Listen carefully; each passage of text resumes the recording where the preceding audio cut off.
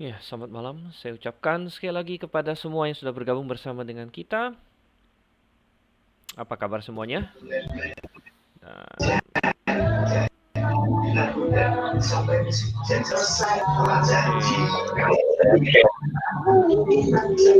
oke, baik. Ya, dan puji Tuhan kita sudah bisa bergabung kembali dalam kelas kita pada malam hari ini, Eksegesis Wahyu. Ya, dan minggu lalu kita tidak ada kelas karena mid-test. Dan saya mengingatkan bagi yang online bahwa hari ini adalah batas terakhir untuk pengumpulan ujian. Ya. Jadi kalau Anda ingin ikut dalam ujian, maka uh, Anda perlu menyelesaikannya malam ini, atau Anda memang sudah mengumpulkan. Ada beberapa, satu dua orang yang saya lupa berapa ya, pokoknya ada beberapa yang sudah mengumpulkan, tetapi um, masih ada batas waktu sampai dengan malam ini. Oke, saya harap semua dalam kondisi baik, sehat, secara jasmani dan juga secara rohani.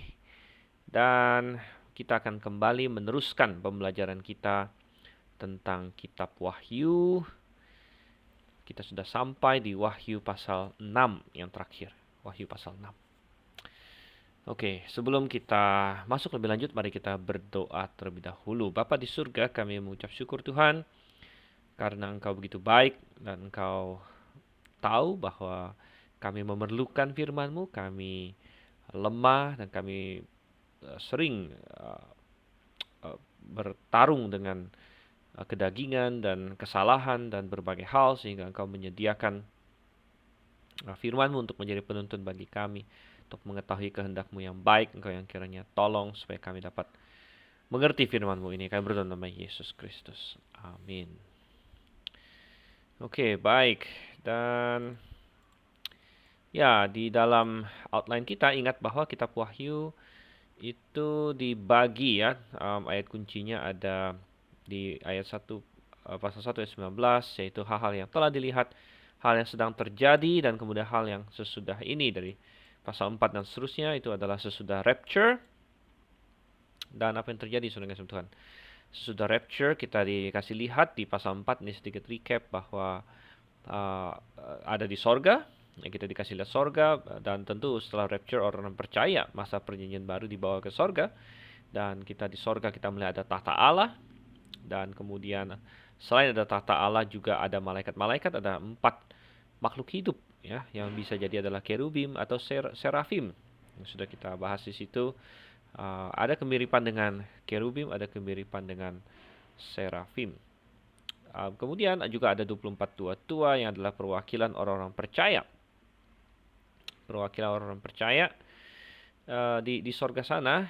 Dan kemudian kita membaca bagaimana sang anak domba adalah satu-satunya yang layak untuk mengambil gulungan yang bermeterai 7, ya, dengan 7 meterai di situ ya.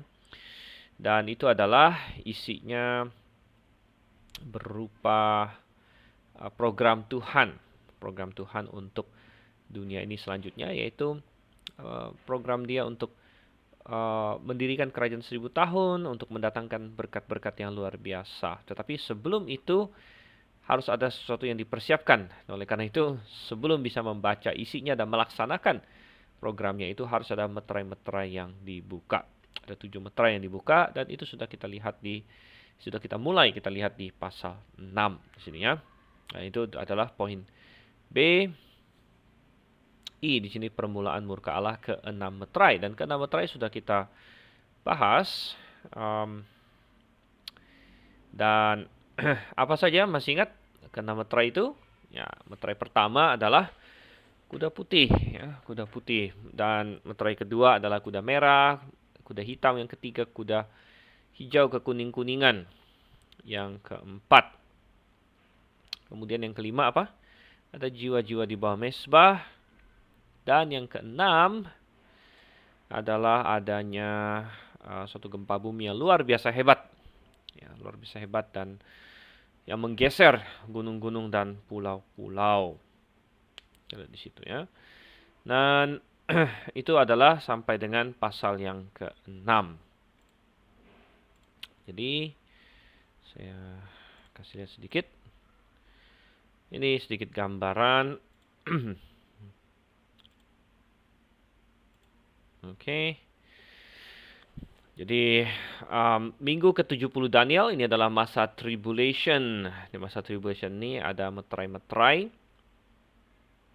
dan ada cawan-cawan di sini ya.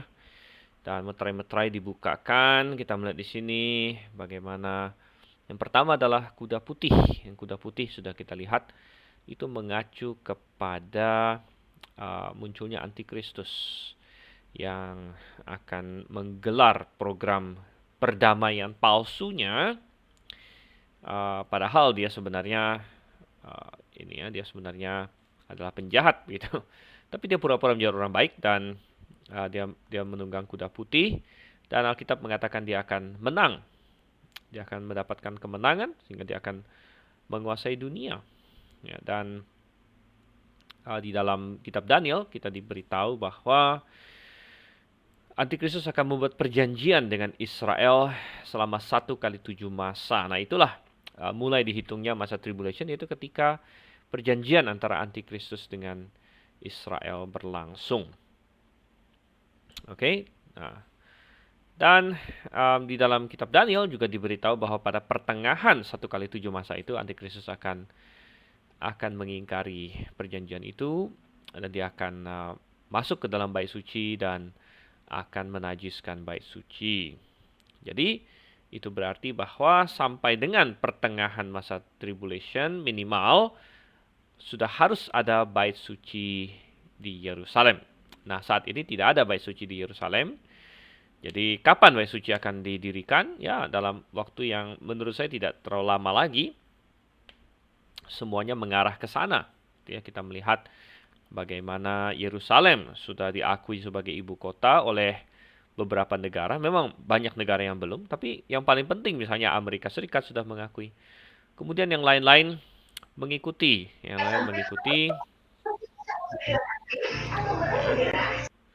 Dan yang lain mengikuti. Bagi yang mengikuti berita, dalam beberapa bulan terakhir ini juga ditandatangani normalisasi hubungan antara Israel dengan beberapa negara Arab. Di situ ya, beberapa negara Arab seperti Mesir ya.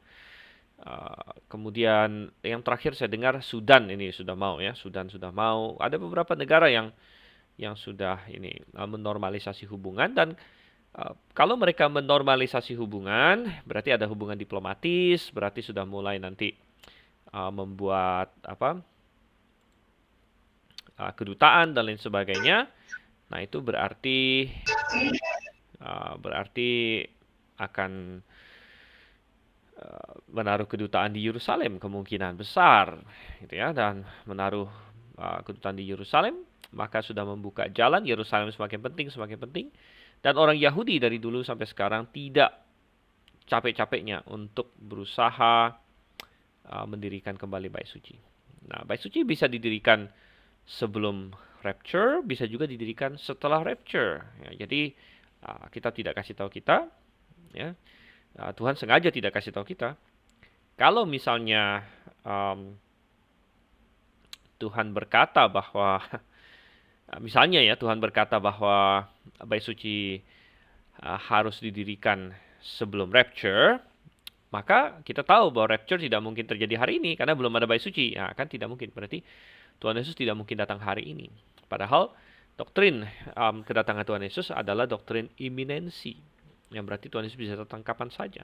Makanya Tuhan sengaja tidak kasih tahu apakah bait suci akan didirikan sebelum rapture atau sesudah rapture.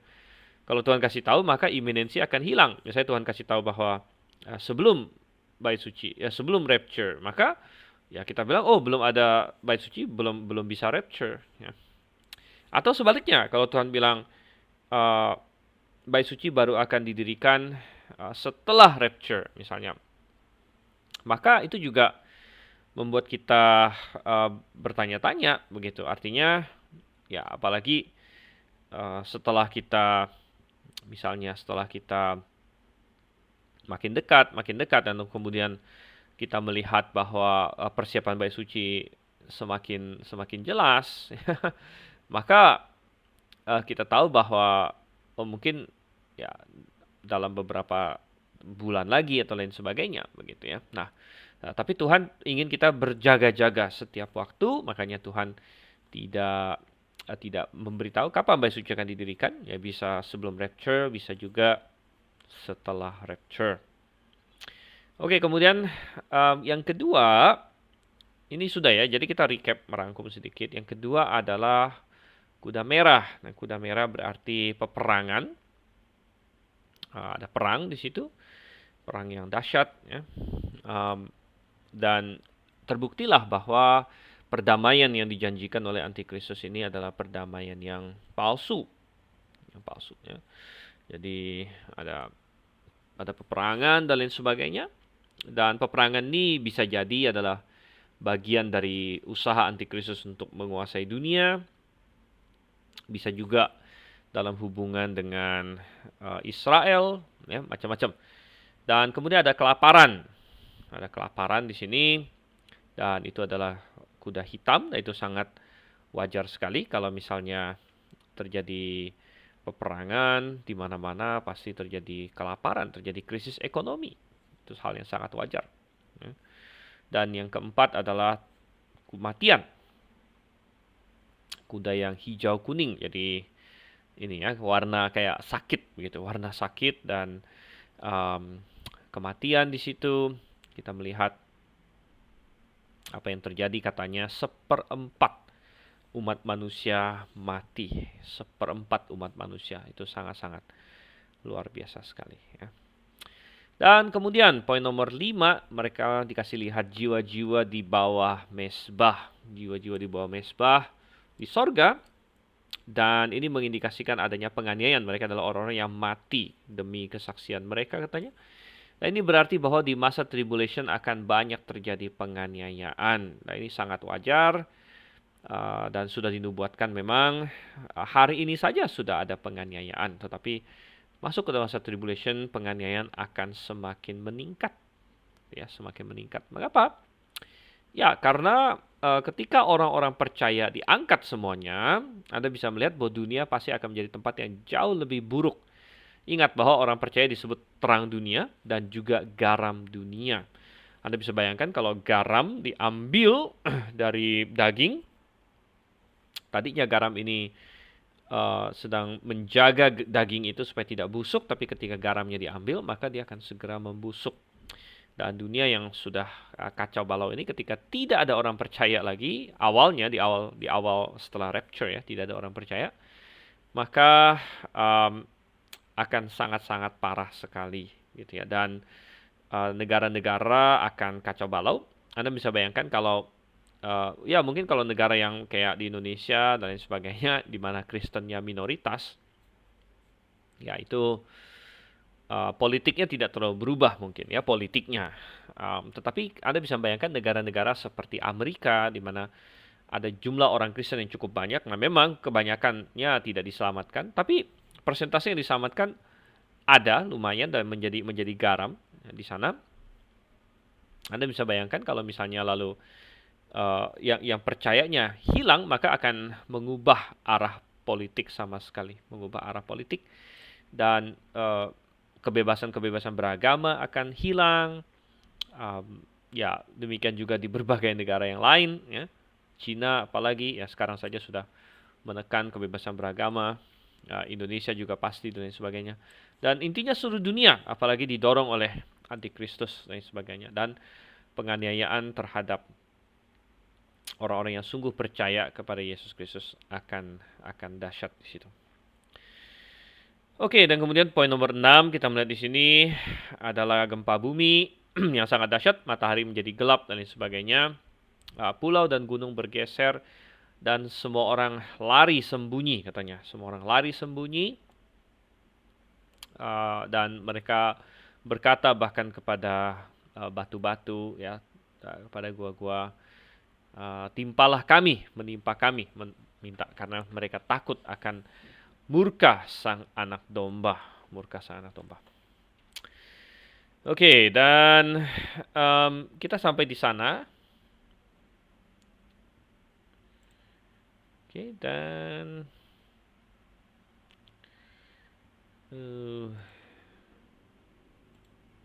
ya.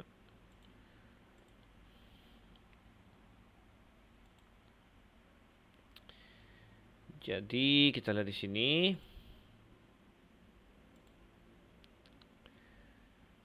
Oke, 6 sangkakala sudah kita bahas, 6 meterai, sorry ya, 6 meterai sudah kita bahas, dan semua itu adalah persiapan untuk dunia yang baru. Nah, oke, ada pertanyaan dari Tantio, rapture itu terjadi setelah pasal berapa di Wahyu ya? Rapture itu terjadi antara pasal 3 dengan pasal 4 gitu ya. Jadi banyak orang yang melihat bahwa pasal 4 ayat 1, 2 dan ayat 1 dan 2 itu menggambarkan rapture gitu. Coba saya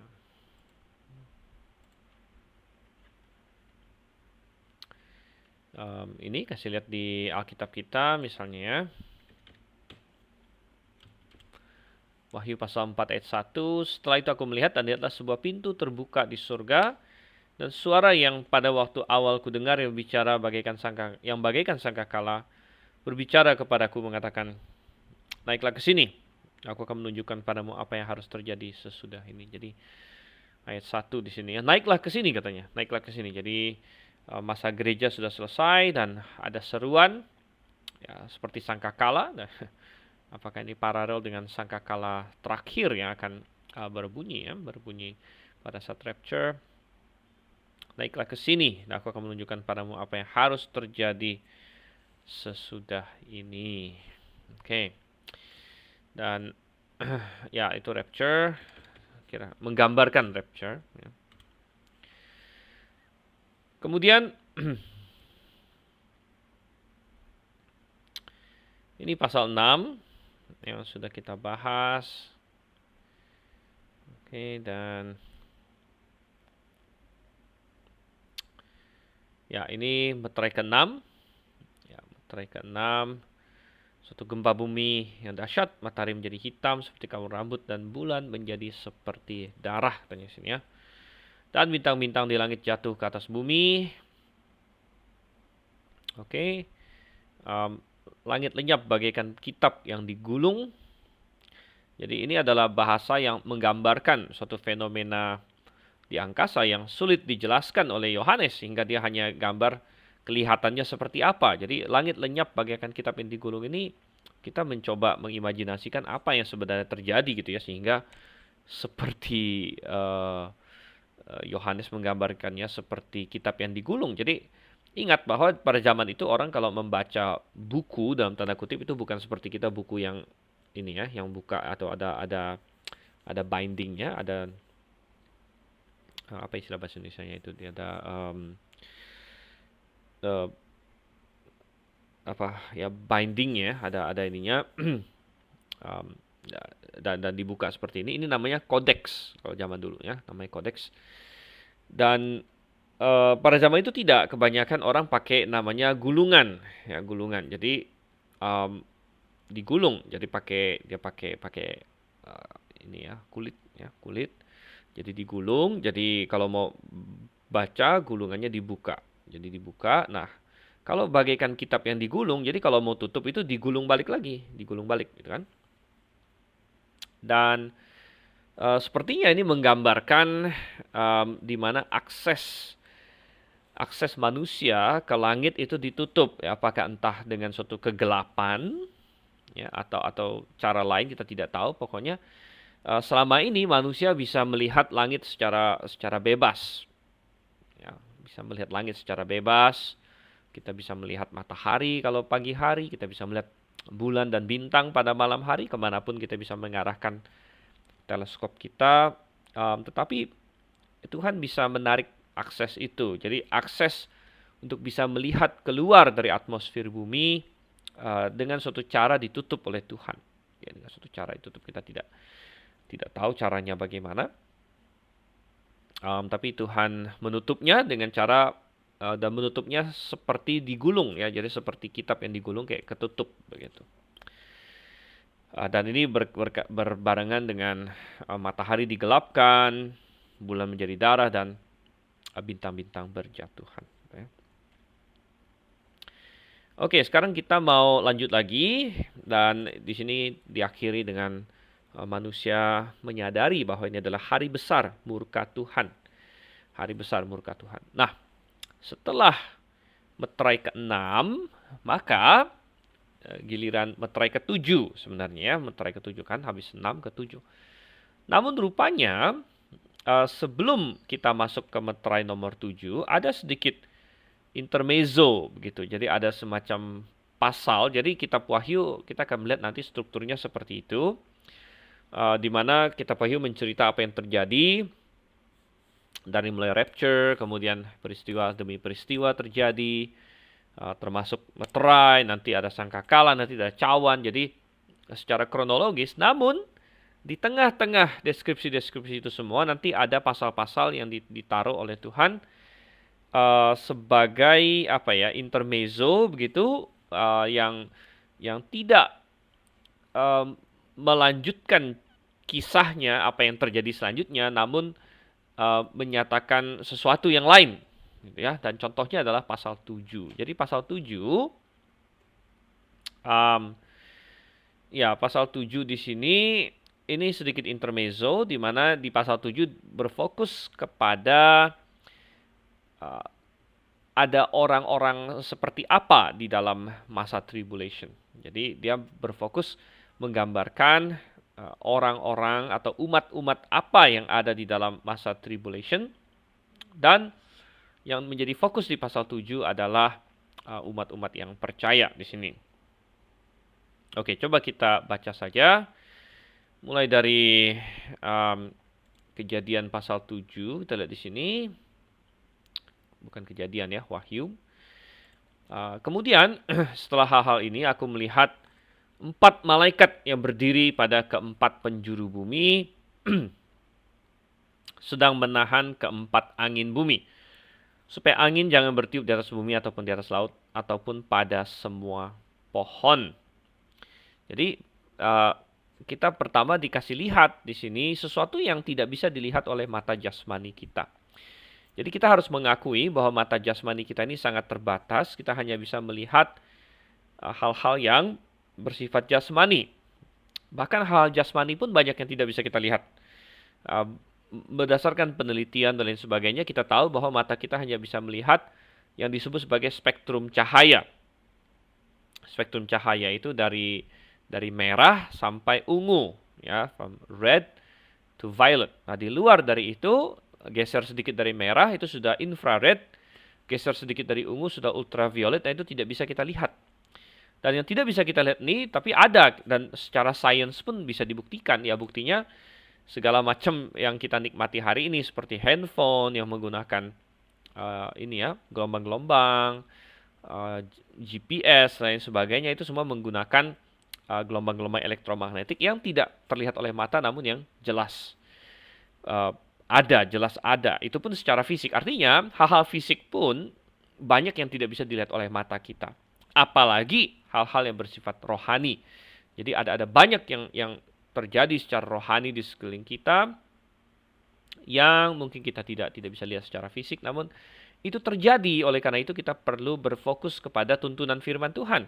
Firman Tuhan berkata bahwa kita sedang dalam peperangan rohani, ya. Mungkin kita tidak lihat, tapi kita percaya itu. Dan kita harus percaya itu, ya. Firman Tuhan mengatakannya, kita harus siap sedia, kita harus memakai perlengkapan senjata Allah dan lain sebagainya. Dan apa yang menjadi sumbangsi dari kitab Wahyu, salah satunya adalah bagaimana kitab Wahyu menyingkapkan ternyata peran malaikat itu sangat luas di dunia ini. Ya, dan malaikat memang disebut sebagai roh yang melayani. Ya, itu ada di dalam kitab Ibrani. Sebentar, saya Saya bukakan Ibrani 1 ayat 14. Kita lihat di sini ya. Ibrani 1 ayat 14 dan ayat 2 ayat 13. Dan kepada siapakah di antara malaikat itu ia pernah berkata, duduklah di sebelah kananku sampai kubuat musuh-musuhmu menjadi tumpuan kakimu. Bukankah mereka semua adalah roh-roh yang melayani, yang diutus untuk melayani mereka yang harus memperoleh keselamatan? Ya, jadi malaikat memiliki pelayanan mereka masing-masing dan pelayanan mereka macam-macam. Dan rupanya, misalnya contohnya di sini kembali ke Wahyu pasal 7 adalah malaikat yang melayani dalam pengertian mengontrol angin di bumi. Mengontrol angin di bumi. Nah, menurut sains, angin itu terjadi karena ada pergerakan udara dari tempat yang bertekanan udara tinggi ke tempat yang bertekanan udara rendah. Dan ya itu benar, itu bisa saja benar, nggak masalah. Tetapi Alkitab juga mengatakan bahwa ada malaikat-malaikat yang punya pelayanan dalam hubungan mengatur angin, begitu. Ya, mengatur angin rupanya. Dan mereka bisa menggunakan hukum-hukum alam untuk melakukan itu, tidak masalah, gitu ya. Dan sampai sekarang memang manusia belum bisa memperkirakan angin sebenarnya. Secara umum sih bisa, ya secara umum saja. Tapi secara mendetilnya, ya dan secara umum pun kadang-kadang banyak terjadi pengecualian. Gitu ya. Paling kita belajar sekarang kapan ada angin darat, kapan ada angin laut, tapi itu kan secara umum saja. Ya, tepatnya bagaimana dan sebagainya, tidak ada seorang pun yang bisa tahu. Sampai-sampai Tuhan Yesus pernah mengibaratkan ya Roh Kudus itu seperti angin yang bergerak kemana, ya manusia tidak bisa menebak, begitu kan? Karena kebetulan dalam bahasa Ibrani maupun bahasa Yunani, kata roh dengan kata angin itu sama. Dalam bahasa Ibrani itu pakai kata ruach. Ruach itu bisa berarti roh, bisa berarti angin. Gitu. Oke, jadi kita melihat banyak pelayanan malaikat di sini. Ayat 2. Dan aku melihat seorang malaikat lain naik dari tempat terbitnya matahari, jadi dari sebelah timur maksudnya, dengan membawa meterai Allah yang hidup. Ya, meterai Allah yang hidup, dan ia berseru dengan suara nyaring kepada keempat malaikat itu, yaitu kepada mereka yang telah diberikan otoritas untuk merusakkan bumi dan laut. Ya, katanya, janganlah rusakkan bumi ataupun laut ataupun pohon-pohon sampai kami telah memeteraikan hamba-hamba Allah kami pada dahi mereka. Lalu kau mendengar jumlah mereka yang dimeteraikan, 144.000 dimeteraikan dari semua suku anak-anak Israel. Oke, jadi ada seorang malaikat membawa meterai Allah, katanya. Disebut meterai Allah ini ya, meterai Allah yang hidup. Wah, jadi penekanan di sini ini bukan Allah yang palsu, ini Allah yang hidup. Allah yang palsu banyak, tapi Allah yang hidup itu cuma satu gitu. Oke. Dan keempat malaikat yang punya pelayanan pada angin itu, ya rupanya angin itu sangat penting. Dan itu benar, sains membuktikan bahwa angin memang sangat penting di bumi ini. Anginlah yang bisa membawa hujan misalnya. Ya, bisa membawa hujan. Kalau tidak ada angin, ya tidak ada hujan. Karena anginlah yang mendorong awan dan lain sebagainya. Dan Anda bisa membayangkan, kalau misalnya tidak ada hujan, ya maka bumi bisa sangat rusak. Angin juga bisa membawa kerusakan besar dengan kencangnya sendiri, ya dengan hurricane, tornado, dan lain sebagainya. Ya, jadi keempat malaikat ini punya otoritas ya untuk merusakkan bumi dan laut, tetapi mereka diminta untuk tidak merusakkan dulu sebelum kami, katanya di sini ya. Kami di sini berarti lebih dari satu malaikat yang terlibat telah memeteraikan hamba-hamba Allah kami pada dahi mereka. Oke, dan memeteraikan pada dahi ya, itu kita jadi teringat suatu peristiwa di Perjanjian Lama. Coba kita lihat di dalam Yehezkiel pasal 9.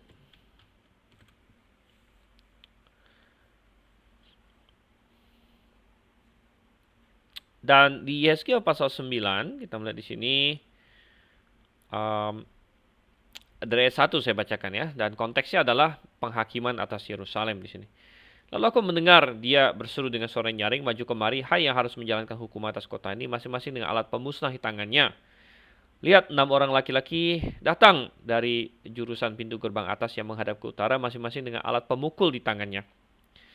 Dan 1 orang di antara mereka berpakaian lenan, di sisinya terdapat suatu alat tulis, dan sebagainya. Oke, kita lengkap sedikit. Ayat 4. Dan kenapa dia punya alat tulis? Rupanya di sini sangat penting. Firman Tuhan kepadanya, berjalanlah dari tengah-tengah kota, yaitu Yerusalem, dan tulislah huruf T. Nah, sebenarnya huruf T di sini dalam bahasa uh, aslinya, ya, di KJV dia hanya dibilang a mark, ya, a mark. Dan a mark di sini itu sebenarnya dari kata tau di dalam bahasa Ibrani. Tau adalah salah satu huruf dalam Ibrani, huruf terakhir. Jadi kalau bahasa Indonesia kita pakai alfabet Romawi A sampai Z. Nah, kalau bahasa Ibrani dia alef sampai tau. Ini alef sampai tau, jadi tau adalah huruf terakhir. Yang ini tau. Dan tau huruf terakhir ya padanannya kalau bahasa Indonesia ya apa ya? Ya mungkin T, tapi sebenarnya dalam bahasa Ibrani ada 2 T, ada tet, ada tau. Jadi ada dua yang bisa dianggap sebagai huruf T gitu ya. Ada tau, ada tet gitu. Jadi ya mungkin apa ya? Mau diterjemahkan huruf T atau lebih baik kita terjemahkan huruf tau ya. Pada dahi orang-orang yang berkeluh kesah karena segala perbuatan-perbuatan keji yang dilakukan di sana. Dan kepada yang lain-lain aku mendengar dia berfirman, katanya, ikutilah dia dari belakang melalui kota itu dan pukullah sampai mati. Jadi situasinya mirip di sini, di mana Tuhan sangat marah dengan orang-orang di Yerusalem dan mendatangkan hukuman. Tetapi orang-orang yang berkeluh kesah atas perbuatan-perbuatan keji, berarti orang-orang percaya ya, orang-orang beriman, itu dikasih tanda katanya di dahi mereka. Kasih tanda di dahi mereka, tanda berupa huruf tau itu tadi.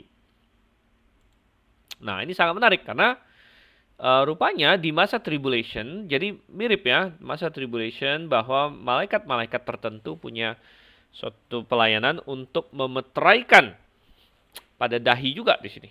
Ya, memeteraikan pada dahi mereka, meterai dari Allah yang hidup. Nah, bentuknya seperti apa kita tidak dikasih tahu kalau yang di Wahyu di sini. Tidak dikasih tahu ya. Ayat 4, lalu aku mendengar jumlah mereka yang dimeteraikan, 144.000 dimeteraikan dari semua suku anak-anak Israel. 144.000 di sini. Dan dimeteraikan dari semua suku anak-anak Israel, dari suku Yehuda 12.000 yang dimeteraikan, dari suku Ruben 12.000 yang dimeteraikan, dari suku Gad 12.000 yang dimeteraikan.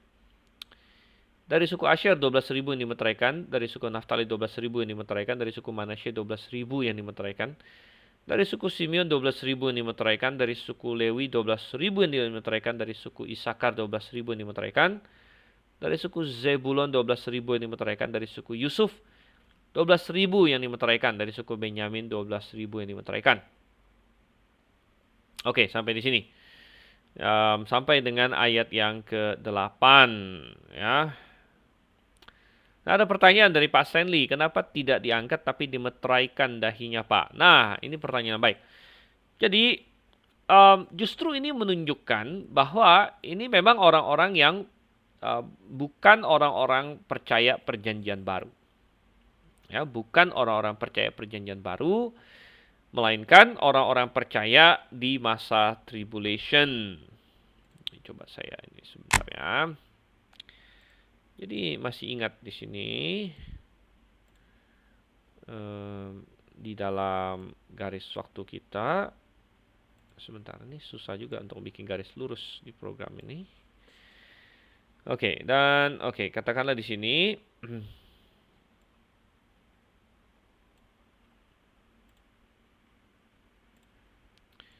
nah, ini adalah kedatangan Yesus yang pertama ya. Kebangkitan Yesus lah katakan.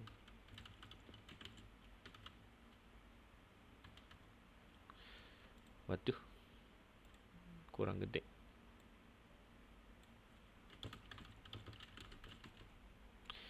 Oke, kebangkitan Yesus ya.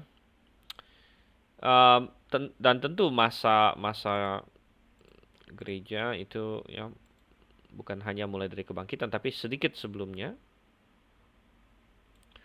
ya, yaitu pada saat Yohanes di sini ya.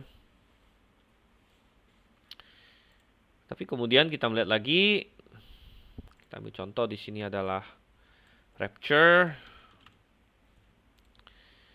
Dan setelah rapture, tidak harus persis sekali langsung mulai tribulation, bisa saja ada sedikit jeda ya.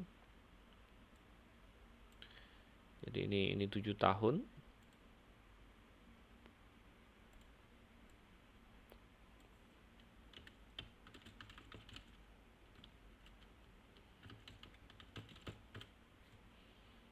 Oke.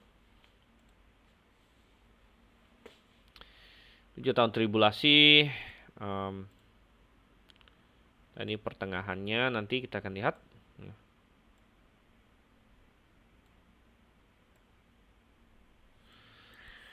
Oke, dan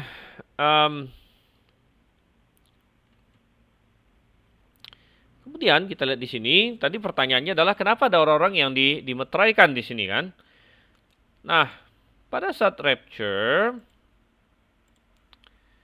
ini semua orang percaya di masa PB sudah diangkat, ya, sudah diangkat, sehingga di awal di sini itu tidak ada yang percaya awalnya, tapi kemudian belakangan ada sebagian menjadi percaya lagi.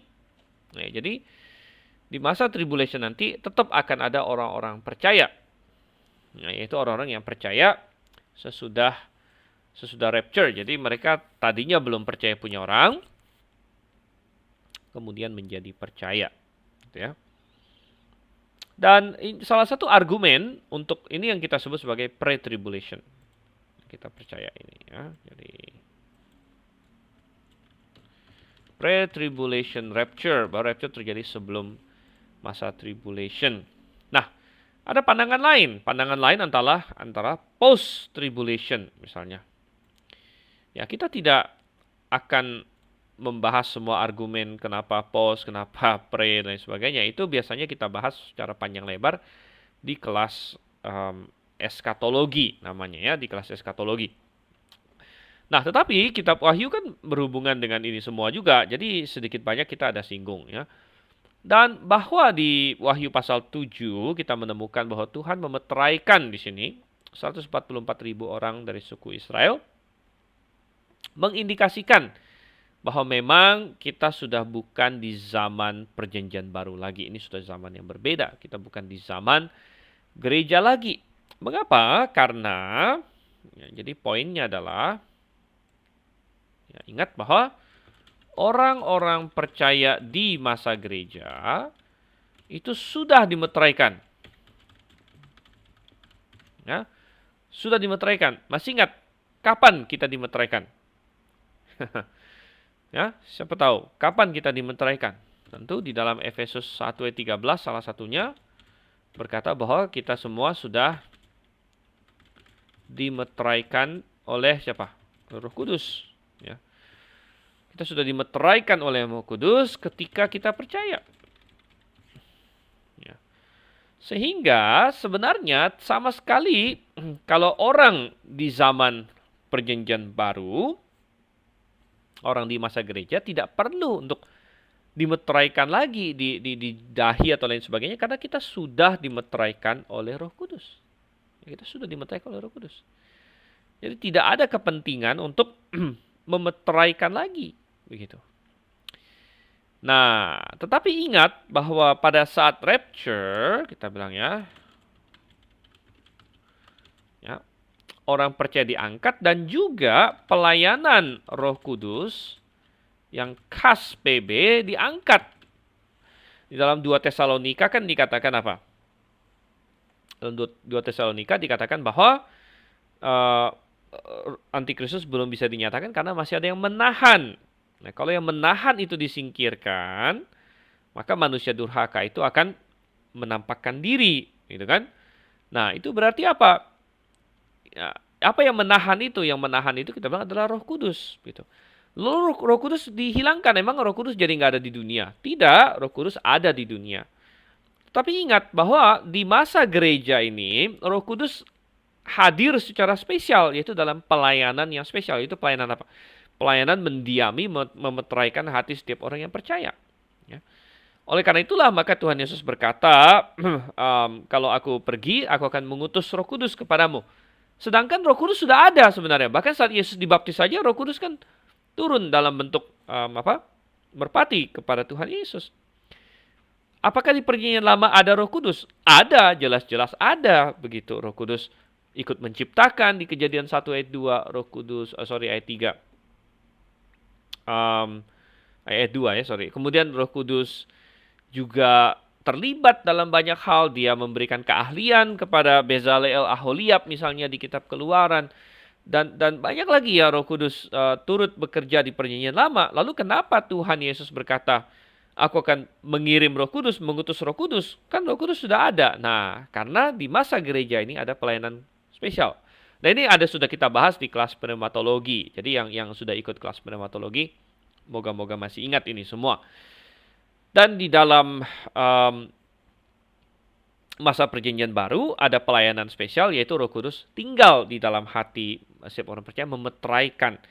Ketika rapture, maka orang percaya yang di dalam hatinya tinggal Roh Kudus ini diangkat. Dan sekaligus dengan itu Roh Kudusnya juga diangkat. Sekali lagi bukan berarti tidak ada Roh Kudus di dunia. Roh Kudus kan Allah, dia maha hadir. Tapi pelayanan khusus Roh Kudus, yaitu memeteraikan dan mendiami hati orang percaya, itu diangkat. Sehingga di masa tribulation, pekerjaan dan pelayanan Roh Kudus mirip balik lagi seperti di Perjanjian Lama. Ya, mirip balik lagi seperti di Perjanjian Lama. Dan ini konsisten dan masuk akal karena memang masa tribulation itu boleh dibilang memang sangat mirip dengan Perjanjian Lama. Karena apa? Ingat bahwa masa tribulation itu kan sebenarnya bagian dari 70 kali 7-nya Daniel gitu. Dan waktu 70 kali 7-nya Daniel itu, 70 kali 7 itu kan dimulai di masa Perjanjian Lama gitu. Cuman setelah 69 kali 7 disisipi oleh suatu masa yang baru di situ ya, disisipi oleh suatu masa yang baru, yaitu masa gereja di situ. Nah, dan ketika masa gereja selesai, maka seperti resume lagi, mulai lagi di situ. Nah, sehingga masa tribulation sangat mirip dengan masa perjanjian lama sebenarnya dalam hal-hal tertentu ya, tentu perbedaannya juga ada juga banyak. Termasuk dalam hal, oleh karena itulah Roh Kudus tidak lagi dalam perannya yang khas di perjanjian baru, dia tidak lagi memeteraikan dan mendiami hati orang-orang di masa itu, sehingga perlu dimeteraikan secara spesial gitu. Nah, dengan dimeteraikannya 144.000 orang ini membuktikan bahwa ini orang-orang Kristen di masa gereja sudah diangkat ya. Kenapa? Kalau ini masih masa gereja, kalau masa tribulation dengan masa gereja itu tumpang tindih, artinya masa gereja masuk tribulation, maka mestinya nggak perlu dimeteraikan lagi karena semua orang yang percaya sudah dimeteraikan. Oke, nah itu panjang lebar di situ poin argumennya ya. Jadi kita bilang sehingga di masa tribulasi ya perlu pemeteraian spesial bagi orang percaya yang di dahi itu. Kalau masa tribulasi itu tumpang tindih dengan masa gereja, misalnya orang yang percaya post tribulation, maka mestinya ya orang percaya sudah dimeteraikan ya, saat percaya. Di dalam hatinya nggak usah dimeteraikan di dahi lagi, di jidat gitu. Oke.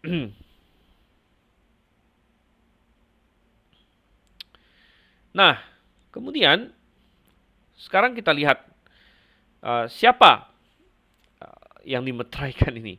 Siapa yang dimeteraikan? Jadi kita terima secara literal, begitu, kita terima secara literal bahwa yang dimaksud di sini adalah 144.000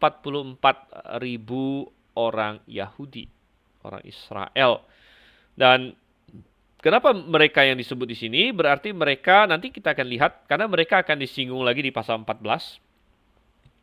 Jadi mengenai siapa mereka nanti akan akan kita pelajari secara lebih mendalam di pasal 14, tapi di sini kita observasi bahwa mereka adalah orang-orang Israel gitu. 144.000 dimeteraikan dari semua suku anak-anak Israel. Oke, dan berarti apa saudara kasih Tuhan? Ya, berarti mereka orang Israel.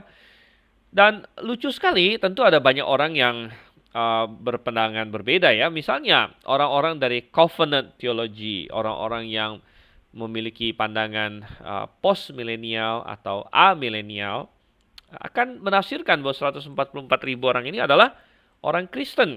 Ya, karena mereka berpendapat bahwa orang Kristen hari ini adalah Israel rohani gitu. Jadi melihat Israel ya maksudnya kita katanya. Ya, padahal tidak. Dalam Alkitab tetap membedakan antara jemaat Tuhan dengan Israel.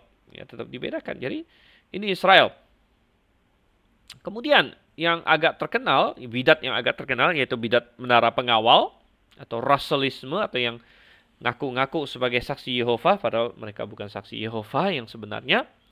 Mereka juga punya penafsiran di sini. Mereka menafsirkan bahwa 144.000 orang ini adalah orang-orang saksi Yehova begitu. Dan ini sangat lucu juga kalau kita mempelajari sejarah bahwa waktu awal-awal Charles Taze Russell bikin yang namanya saksi Yehova ini atau menara pengawal Watchtower sesuai dengan nama publikasi mereka.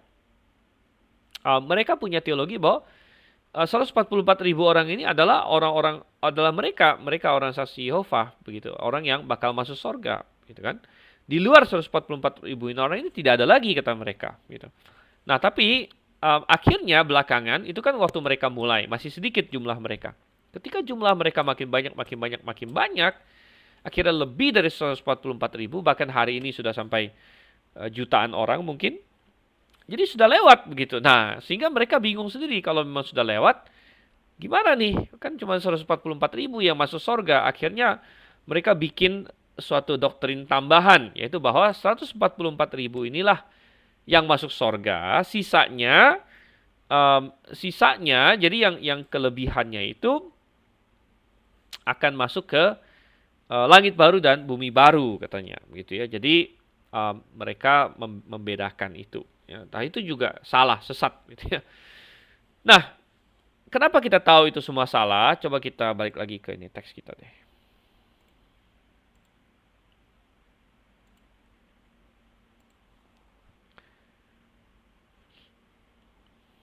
Oke, kita balik lagi ke teks kita. Teks dengan jelas mengindikasikan bahwa Israel yang dimaksud sini adalah memang Israel gitu. Kenapa? Karena suku-sukunya disebut. Secara spesifik Tuhan sebutkan. Yehuda disebut pertama. Ya, Yehuda adalah yang paling menonjol. Yehuda adalah yang mendatangkan Mesias. Jadi Yehuda disebut pertama. Yang sini wajar 12.000 Yehuda. Ruben yang disebut kedua di sini. Sangat menarik sekali ya. Ingat bahwa Israel kan punya 12 anak ya. Dan tapi ada banyak sekali cara untuk mendaftarkan anak-anak Israel gitu. Ada banyak sekali cara. Jadi bisa dari kronologis kelahiran, bisa dari macam-macam. Nah, di sini kenapa Yehuda habis itu Ruben? Jadi logikanya apa? Kita tidak tahu juga. Yehuda, Ruben, Gad. Yehuda itu anaknya Yehuda dan Ruben anak Lea, Gad adalah anaknya Zilpa. Ya, Asher juga anak Zilpa, Naftali anaknya Bilha, Manasye ini anaknya Yusuf bahkan, ya. Jadi gini, intinya semua suku-sukunya disebut satu persatu di sini. Suku-sukunya disebut satu persatu dan ini mengindikasikan ini benar-benar Israel. Ini bukan semacam metafora atau alegoris maksudnya gereja, maksudnya kita. Kenapa? Karena gereja tidak bisa dibagi-bagi menjadi 12 suku. Jadi kalau misalnya Israel itu gereja, kita bertanya yang dimaksud Yehudanya apa gitu. Yang dimaksud Rubennya apa? Ya, kan nggak mungkin kita tafsirkan gereja karismatik ini Yehudanya, gereja Anglikan Rubennya, kan nggak masuk gitu, nggak nyambung apa hubungannya gitu, nggak ada. Ya. Nah, sehingga kita melihat di sini bahwa dengan disebutkannya suku-suku ini dengan tegas dan pasti mengindikasikan bahwa Ini benar-benar Israel, benar-benar Israel, dan artinya ketika rapture terjadi, tidak lama kemudian kan semua orang percaya diangkat. Nah, tidak lama kemudian ada 144.000 orang Israel yang akan bertobat gitu. Bertobat dan menerima menerima Yesus sebagai Mesias mereka. Ya. Dan mereka ini nanti di pasal 14 kita akan lihat lagi, mereka ini adalah buah sulung nanti akan disebut. Jadi mereka ini adalah kelompok pertama yang bertobat. Jadi tidak berarti bahwa di sepanjang masa tribulation cuma 144.000 yang bertobat, tidak. Melainkan 144.000 ini adalah buah sulung atau yang pertama-tama bertobat, dan nanti Tuhan akan pakai mereka untuk menginjili yang lain gitu. Jadi mereka akan dipakai sebagai tiang penopang dasar kebenaran bahkan. Nah, kemudian apalagi yang menarik di sini mengenai suku-suku ini? Ada 2 nama yang hilang ya. Jadi saya melihat tadi ada yang tanya ya. Siapa yang tanya tadi? Nah, Immanuel bertanya, kenapa suku Dan tidak ada? Ya, suku Dan tidak ada, memang tidak disebut. Tapi bukan hanya suku Dan yang tidak ada, Efraim juga tidak disebut. Jadi Efraim namanya digantikan Yusuf di sini. Biasanya kan Manasye sudah disebut. Ingat bahwa Yusuf punya 2 anak, Efraim dan Manasye. Manasye dan Efraim ya. Dan biasanya kalau sudah dibagi 2 begitu akan disebut Efraim Manasye. Tapi di sini Efraimnya nggak disebut, Manasye Yusuf. Kenapa Efraim nggak disebut gitu? Kemudian suku Dan juga tidak ada. Nah, kenapa bisa saat ada suku yang nggak disebut? Kan tetap disebut 12 ya. Karena sebenarnya begini, memang Israel punya 12 anak, tetapi Yusuf dianggap sulung. Oleh karena itu anak Yusuf seringkali dianggap setara dengan anak-anaknya Yakub yang lain begitu ya, karena dapat warisan 2 kali lipat. Jadi dibagi langsung ke 2 anaknya gitu, satu Efraim, satu Manasye. Ya sehingga biasanya kalau misalnya dibagi 2, Yusufnya dibagi 2, Efraim Manasye, maka Lewi tidak dihitung biasanya. Misalnya dalam pembagian tanah dan sebagainya, Lewi nggak dapat kan. Jadi kalau mau Yusufnya dibagi 2 kan total jadi 13 ya, total jadi 13. Nah, jadi di sini Yusufnya sudah dibagi 2, satu Manasye, satu Yusuf, ya, tapi jadi ada satu yang hilang. Lewi ada. Ya, jadi yang hilang adalah suku Dan. Sehingga banyak orang berpendapat kenapa suku Dan hilang di sini. Nah, ya tentu kalau mau tahu jawaban pastinya ya mesti tunggu sampai Tuhan datang gitu ya, baru kita tanya sama Tuhan. Namun demikian ya kita bisa ini ya, bisa melihat misalnya bahwa suku Dan adalah suku yang banyak terlibat dalam penyembahan berhala. Demikian juga suku Efraim. Ya, Efraim dan Dan adalah 2 suku yang prominent terlibat dalam penyembahan berhala.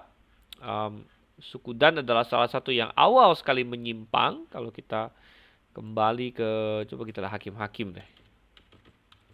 Ya, Hakim-Hakim 18 misalnya.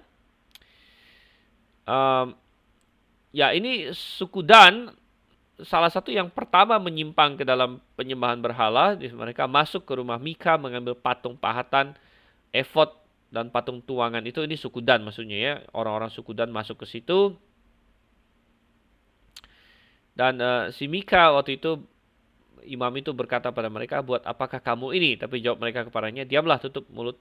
Ikutilah kami dan jadilah bapa dan imam kami. Apakah yang lebih baik bagimu, menjadi imam untuk seisi rumah satu orang, atau menjadi imam untuk suatu suku dan kaum di antara orang Israel?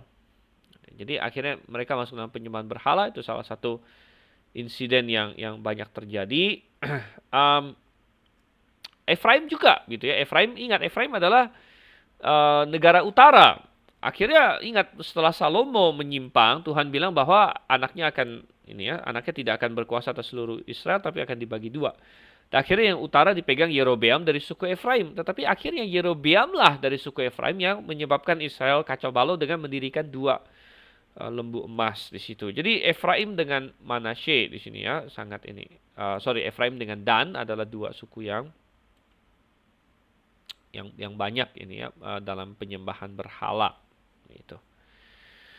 Dan Immanuel bertanya, ada teori yang berkata bahwa Dan adalah suku yang akan dipakai menjadi keturunan antikristus. Apakah dapat dibenarkan? Ya, saya rasa tidak ya, tidak bisa kita katakan demikian.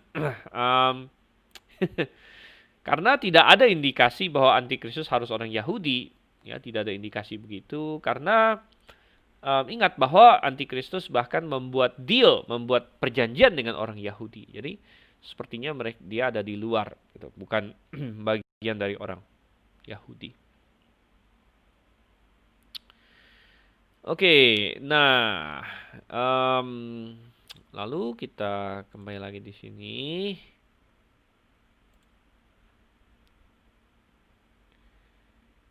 Dan pertanyaan dari ini ya, penginjil Aji, apakah di masa tribulasi bangsa-bangsa lain, bukan ya, maksudnya bangsa-bangsa lain di luar Yahudi yang masuk dalam masa tribulasi mendapat anugerah keselamatan?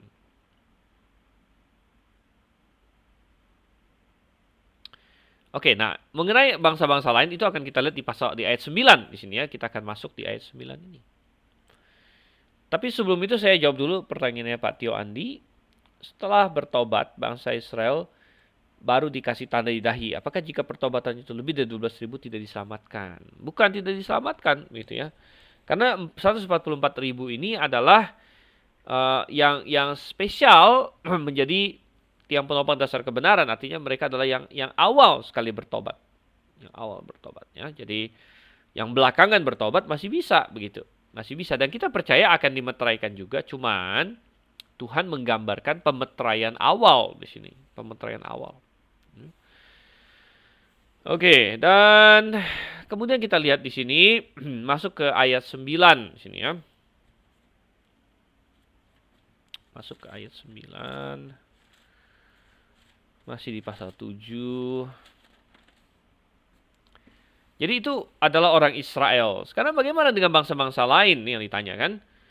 Nah, kita lihat, setelah hal-hal ini aku memandang dan lihatlah suatu khalayak yang ramai, yang tidak dapat seorang pun hitung, dari segala bangsa dan suku dan kaum dan bahasa. Jadi di sini mengacu pada non-Yahudi, ya, dari segala bangsa, suku, kaum dan bahasa berdiri di hadapan tahta itu dan di hadapan Sang Anak Domba berpakaian jubah putih dan daun-daun palem di tangan mereka. Oke. Ya, berdiri di hadapan tahta itu Sang Anak Domba. Jadi ini memperlihatkan, makanya saya bilang pasal 7 ini tidak kronologis. Pasal 7 ini adalah semacam sisipan, karena kita melihat di sini orang-orang sudah berdiri di hadapan Sang Anak Domba. Berdiri di hadapan Sang Anak Domba berarti ini melihat ke depan, melihat nanti sesudah tribulation, gitu ya. Dan ini sangat penting, sangat penting. Mengapa? Coba kita lanjutkan dulu. Lalu mereka berseru dengan suara nyaring, katanya, keselamatan bagi Allah kita yang duduk di atas tahta dan bagi Sang Anak Domba. Jadi mereka memuji Tuhan di sini, memberitahukan tentang keselamatan. Dan semua malaikat berdiri sekeliling tahta dan tua-tua dan keempat makhluk itu, dan mereka tersungkur pada muka mereka di hadapan tahta itu dan mereka menyembah Allah, ya, dengan berkata amin. Pujian dan kemuliaan dan hikmat dan syukur dan kehormatan dan kuasa dan kekuatan bagi Allah kita sampai selama-lamanya. Amin. Jadi ini merupakan kesempatan baik bagi pribadi-pribadi di sorga, baik itu malaikat, ya, baik itu tua-tua, ya, untuk memuji Tuhan dengan sudut doksologi di sini, doksologi yang memakai tujuh hal yang dipujikan kepada Tuhan, yaitu pujian, kemuliaan, ya, hikmat, syukur, kehormatan, kuasa dan kekuatan, katanya di sini ya, bagi Allah kita sampai selama-lamanya.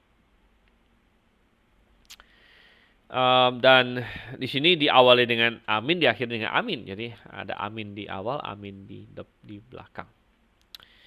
Kemudian salah satu dari tua-tua itu menyahut berkata kepadaku, orang-orang yang berpakaian jubah putih ini siapakah mereka dan dari manakah mereka datang?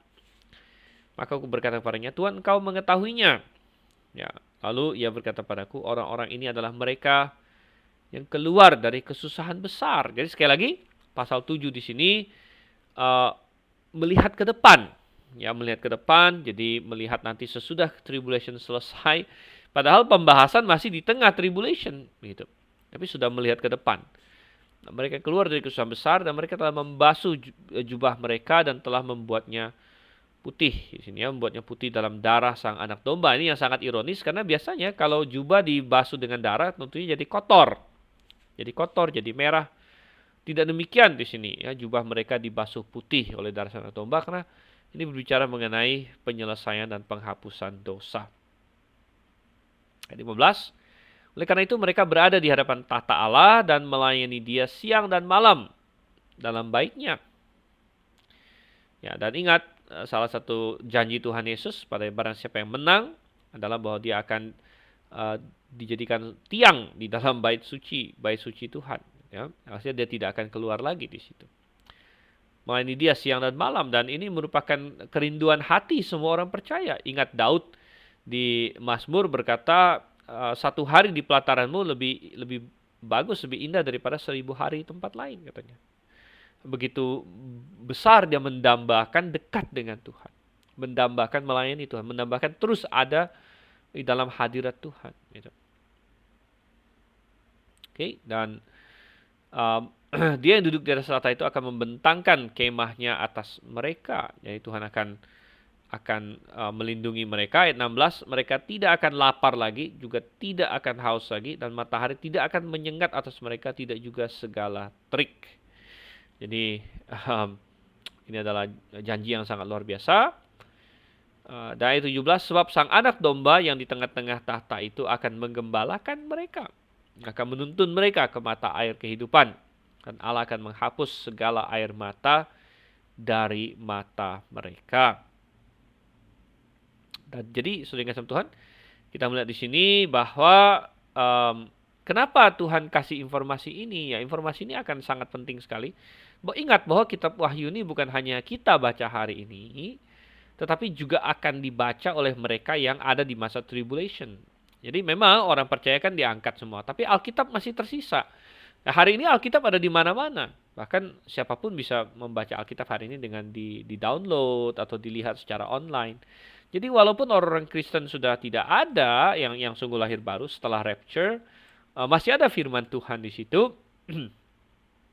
Dan mereka akan membaca kitab Wahyu juga. Dan dengan membaca kitab Wahyu, mereka akan tahu tentang masa tribulation yang sedang mereka alami nanti. Dan pasal 7 ini akan menjadi penghiburan. Karena apa? Di tengah-tengah segala kesusahan yang mereka alami, tadi di meterai kelima ada penganiayaan dan martir segala macam.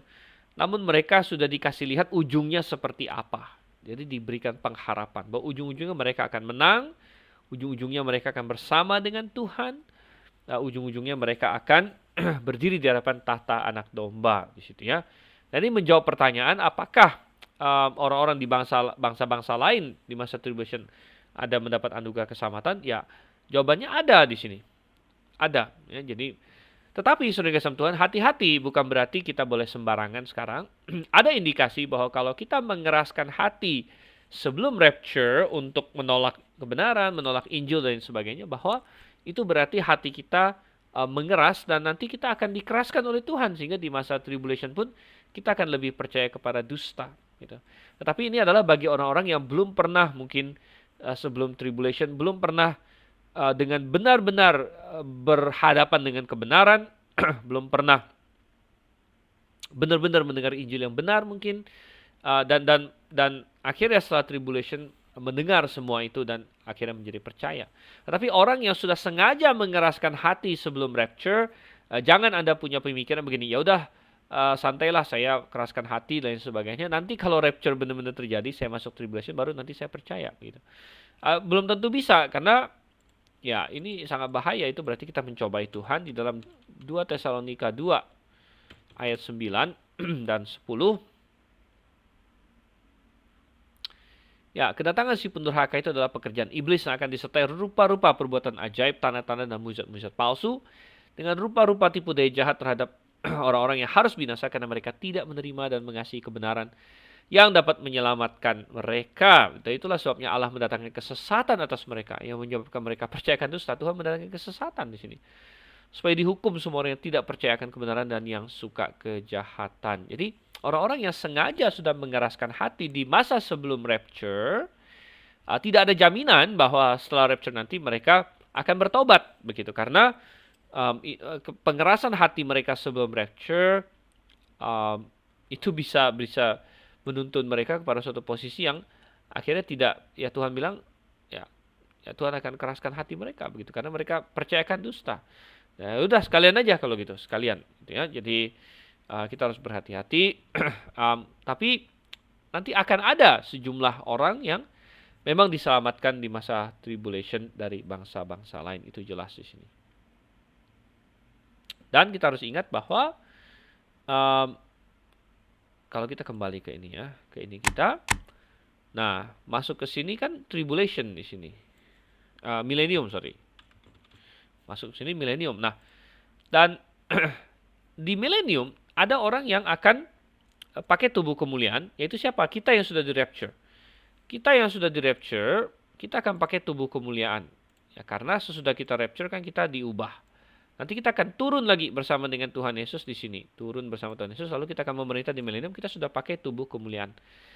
Tapi di dalam perjanjian lama juga sangat jelas bahwa akan ada orang-orang di masa milenium yang masih pakai tubuh jasmani. Karena masih ada membentuk keluarga, melahirkan, masih ada yang mati muda walaupun jarang. Masih ada orang-orang dengan tubuh jasmani. Siapa mereka? Yaitu mereka yang keluar dari masa tribulation, ya masuk ke milenium lewat bawah gitu. Kalau kita lewat atas karena di rapture. Ya ini bagi yang sudah percaya, di rapture ya jadi kita nggak kena yang di bawah, kayak naik tol gitu. Kita naik tol nanti turun lagi sudah di sini. Turun lagi dan sudah pakai tubuh kemuliaan. Tapi mereka yang masuk milenium dengan tubuh jasmani adalah mereka yang tidak di rapture, melainkan diselamatkan selama 7 tahun tribulation dan masuk nanti ke milenium dengan tubuh jasmani. Dan itu berarti semua bangsa, karena di masa milenium nanti ada bangsa Israel, juga ada bangsa-bangsa lain. Berarti harus ada bangsa-bangsa lain yang percaya Tuhan di masa tribulation, barulah bisa masuk ke milenium dengan tubuh jasmani. Ya. Oke, pertanyaan Pak Andi bertanya, apa pertanyaannya? Ya, Pak Andi bertanya apa? Di ayat 15 dalam bahasa, coba kita lihat dulu deh.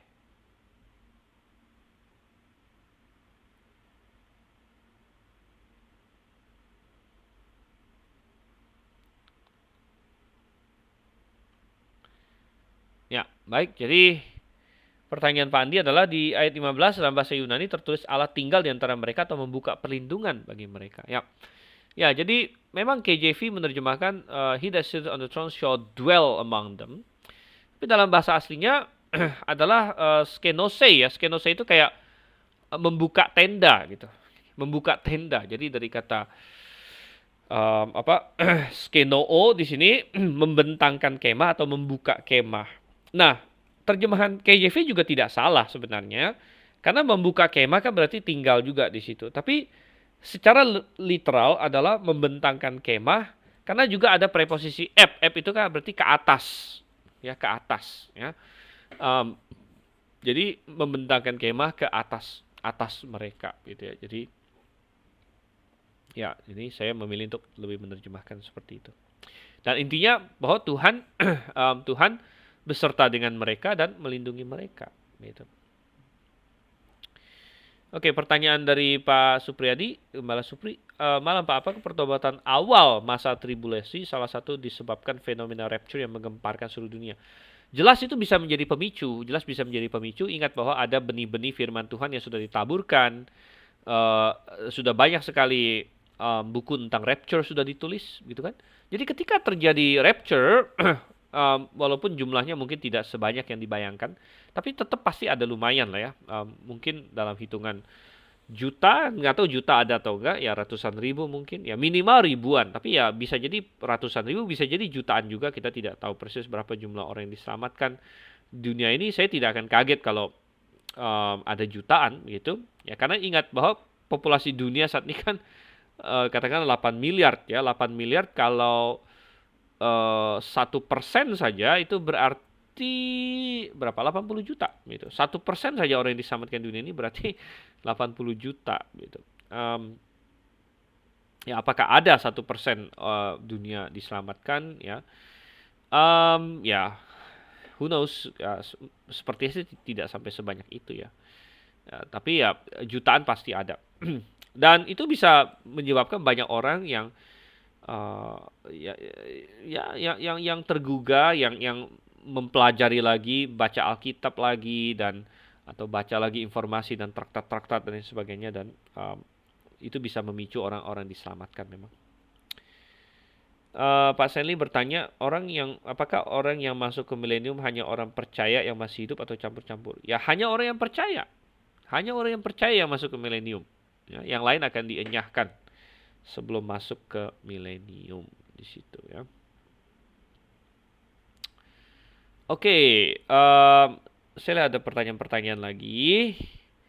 Kita akan break sebentar, ya sekitar 3 atau 4 menit sambil pertanyaan masuk, ya. Tapi kita break sebentar dan nanti kita akan masuk ke pasal 8. Oke, pause dulu.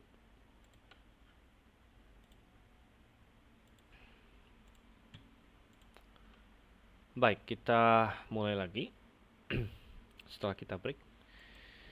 Ya, dan sebelum lebih lanjut kita lihat ada pertanyaan di sini ya dari Pak Solihin.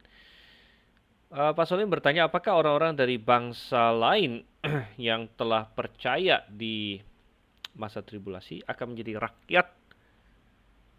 Sorry. Ini, apakah orang-orang dari bangsa lain yang telah percaya di tribulation, apakah mereka akan hidup bersama dengan orang percaya yang turun dari sorga?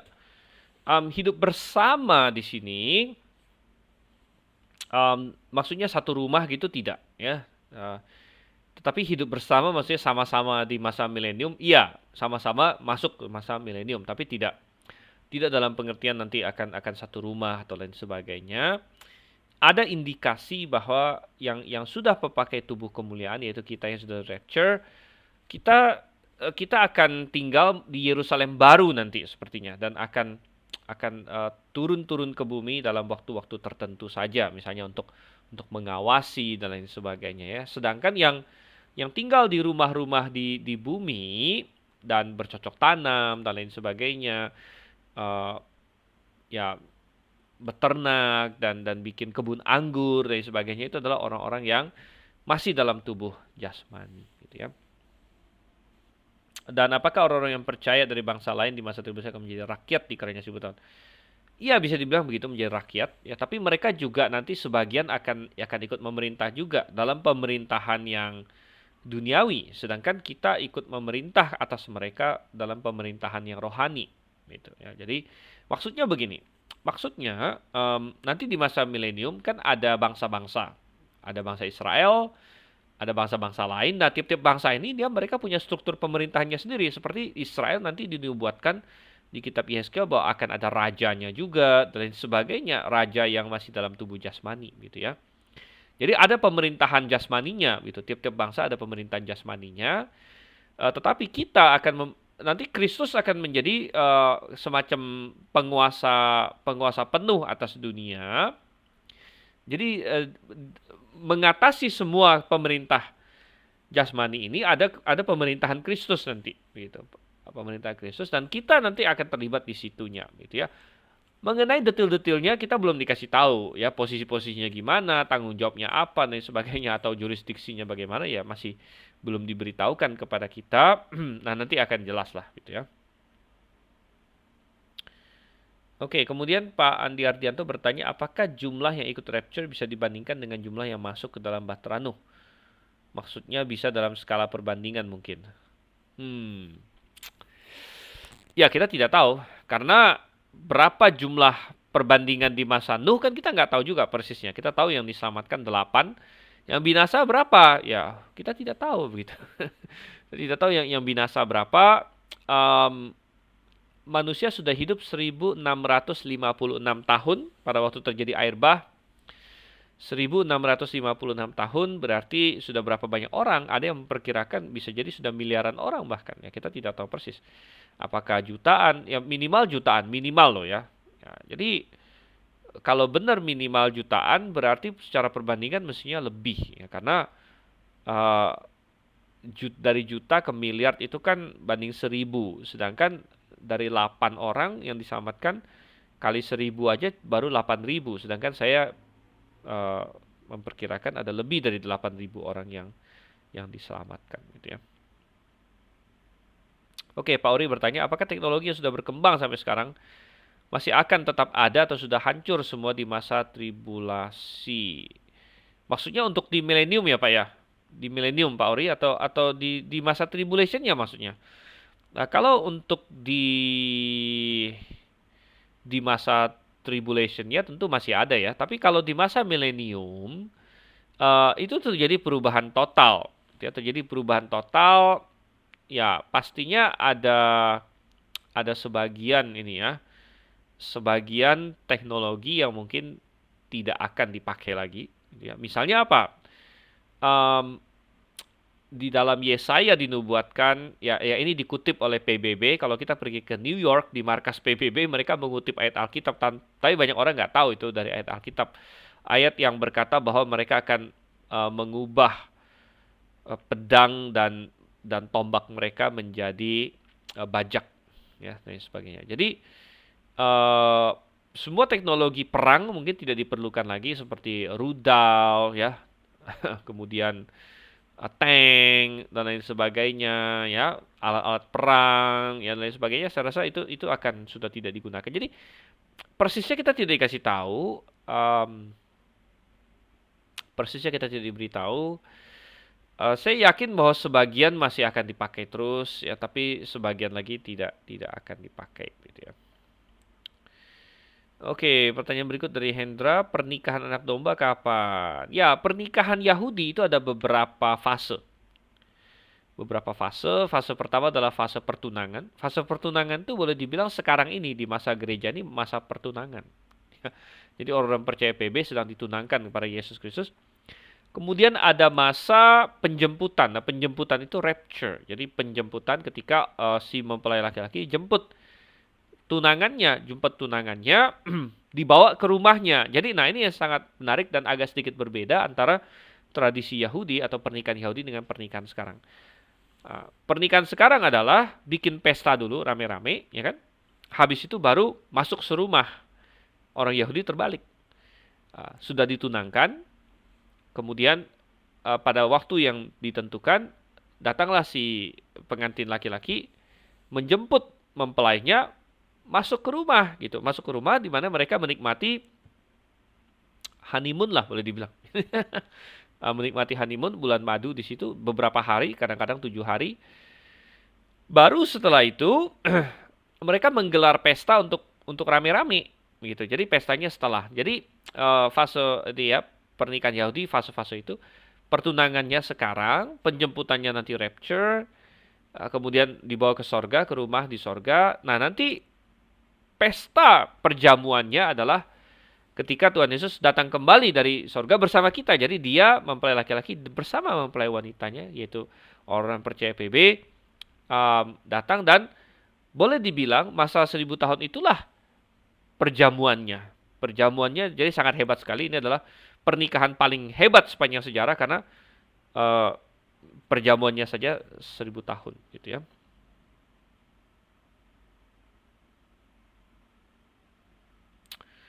Evan bertanya apa?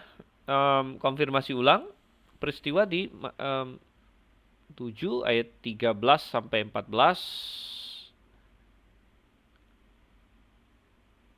7 ayat 13-14 ini terjadi di sorga ataukah di bumi?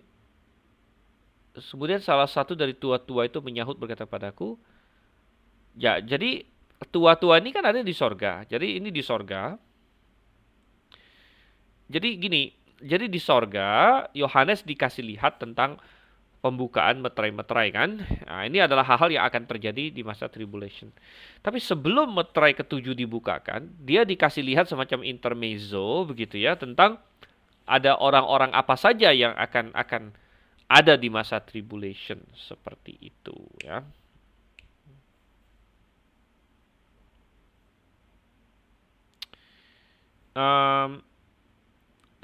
Richard tanya apa lagi sini ya? Kalau di kaum Injili ada yang berpendapat zaman milenium itu seperti alam untuk mendidik Kristen KTP yang suam kuku. Selama yang tidak lolos rapture tapi selamat tribulasi, tapi sungguhnya apakah milenium itu sendiri sebagai masa untuk menyaring ulang iman orang-orang yang sudah melihat langsung Tuhan Yesus datang? Nggak ada seperti itu ya. Zaman milenium itu bukan alam mendidik atau lain sebagainya. Kristen KTP itu ya kalau tidak diselamatkan tidak diselamatkan gitu. Kemudian juga apakah nanti akan ada kematian bagi manusia jasmani di masa milenium? Ada ya, itu di eskatologi dipelajari.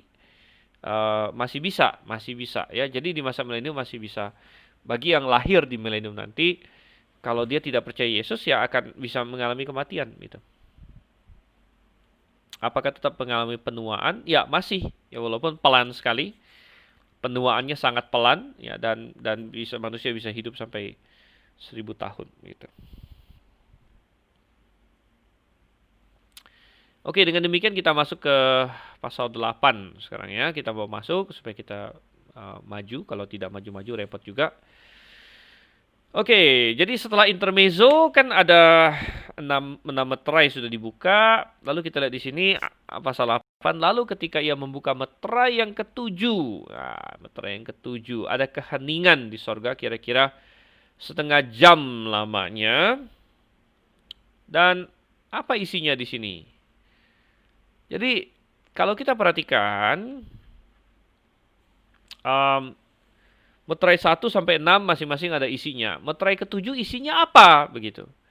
Sudah yang membuka meterai yang ketujuh ada keheningan di sorga kira-kira setengah jam lamanya. Ayat 2, dan aku melihat ketujuh malaikat yang berdiri di hadapan Allah dan kepada mereka diberikan 7 sangkakala. Jadi masuk ke ayat 2, kita sudah masuk nanti ke dalam 7 sangkakala di sini. Sehingga kita bertanya, meterai ketujuh ini isinya apa? Nah, sebagian orang menjawab bahwa meterai ketujuh itu isinya adalah keheningan di sorga. Keheningan di sorga kira-kira setengah jam lamanya. Jadi itu aja isinya katanya. Pokoknya meterai ketujuh itu di sorga diam setengah jam. Tapi ini jadi lucu kalau begitu ya. Jadi lucu karena apa maksudnya di sorga hening setengah jam itu apa maksudnya kalau begitu, dan kenapa itu isi meterai yang ketujuh kan jadi nggak nyambung gitu sebenarnya.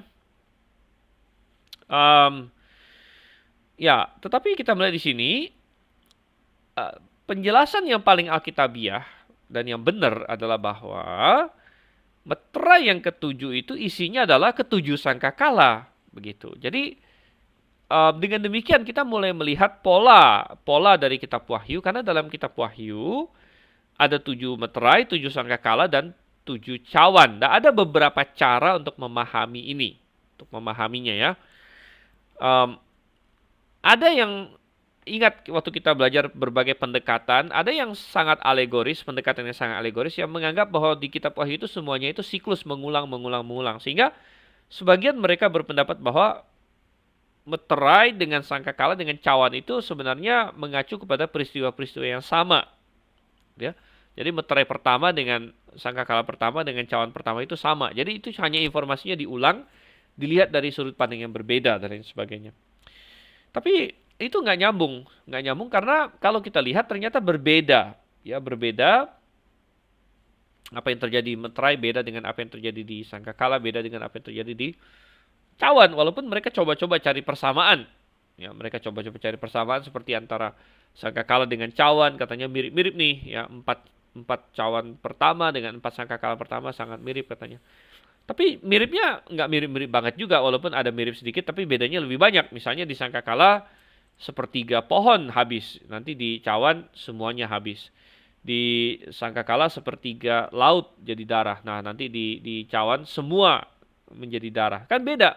Yang satu sepertiga, yang satu semua gitu. Jadi beda total. Lagi pula nggak nyambung, pokoknya banyak nggak nyambung lah gitu ya. Nah, sehingga jauh lebih tepat untuk melihat bahwa ini bukan siklus yang mengulang, tapi memang kronologis bahwa meterai buka duluan, habis meterai selesai buka sangkakala, habis selesai sangkakala baru cawan. Lebih tepat lagi adalah melihat bahwa sebenarnya isi dari meterai ketujuh adalah ketujuh sangkakala, itu isinya ya. Jadi isi dari meterai ketujuh bukan hanya sekedar keheningan. Keheningan itu apa? Keheningan itu adalah semacam dramatic pause orang bilang ya, dramatic pause. Apa ya, kayak semacam menghela nafas dulu sebelum suatu peristiwa besar terjadi begitu ya. Nah, kalau dalam memberikan pidato atau khotbah atau lain sebagainya, kita mempelajari ada yang namanya dramatic pause, di mana ya kita berhenti bicara sebentar untuk membuat orang membangun tensi, membangun ini ya, ketegangan untuk memperhatikan apa yang dikatakan selanjutnya. Jadi keheningan di sorga di sini, nah ini sangat menarik karena biasanya sorga itu tidak hening, melainkan apa? Kalau kita baca di pasal-pasal sebelumnya, di sorga itu selalu ada puji-pujian bagi Tuhan. Ada puji-pujian bagi Tuhan, ada si empat makhluk itu yang terus-menerus memuji Tuhan. Sering-sering 24 tua-tua ya, sering-sering 24 tua-tua itu akan ikut memuji dan lain sebagainya. Jadi jarang kita tidak mendapatkan keheningan, tapi di sini ada keheningan. Berarti semacam pendahuluan untuk sesuatu yang luar biasa yang akan terjadi di sini ya. Oke, lalu apa yang terjadi di sini? Dan aku melihat ketujuh malaikat yang berdiri di depan Allah dan kepada mereka diberikan ketujuh sangkakala. Dan seorang malaikat lain datang dan berdiri dekat mesbah yang sudah kita lihat tadi ya sebelumnya, sambil memegang pedupaan emas, dan kepadanya diberikan banyak kemenyan, supaya mempersembahkannya bersama dengan doa-doa semua orang kudus di atas mesbah emas yang di hadapan tahta itu. Oke, sangat menarik bahwa sebelum sangkakala dibunyikan, kita dikasih lihat suatu penglihatan tentang mesbah, kemudian ada kemenyan yang naik, dan kemenyan ini naik bersama dengan doa-doa semua orang kudus di atas mesbah emas yang di hadapan tahta itu. Dan ini menggambarkan bahwa doa kita ini satu gambaran yang luar biasa. Kalau misalnya Anda pernah meragukan bahwa doa Anda itu efektif atau tidak, doa Anda itu ada efek atau tidak, doa itu sebenarnya didengar oleh Tuhan atau tidak, jangan pernah ragu, saudara Tuhan. Kitab Wahyu memberitahu kita bahwa doa kita secara literal itu dijadikan oleh Tuhan ya seperti suatu bau-bauan yang menyenangkan. Jadi Tuhan memakai gambaran kemenyan di sini. Kemenyan itu bau yang bagi banyak orang enak, baunya bau enak gitu ya. Ya, mungkin sebagian orang tidak suka baunya, tapi semacam bau wangi-wangian yang naik ke sorga begitu di hadapan tahta Allah. Dan ini mengindikasikan bahwa semua doa-doa kita itu diperhatikan oleh Tuhan, dan bukan hanya diperhatikan, dinikmati oleh Tuhan. Ya, tentu kita bicara soal doa yang oleh orang yang sungguh-sungguh percaya, nomor satu.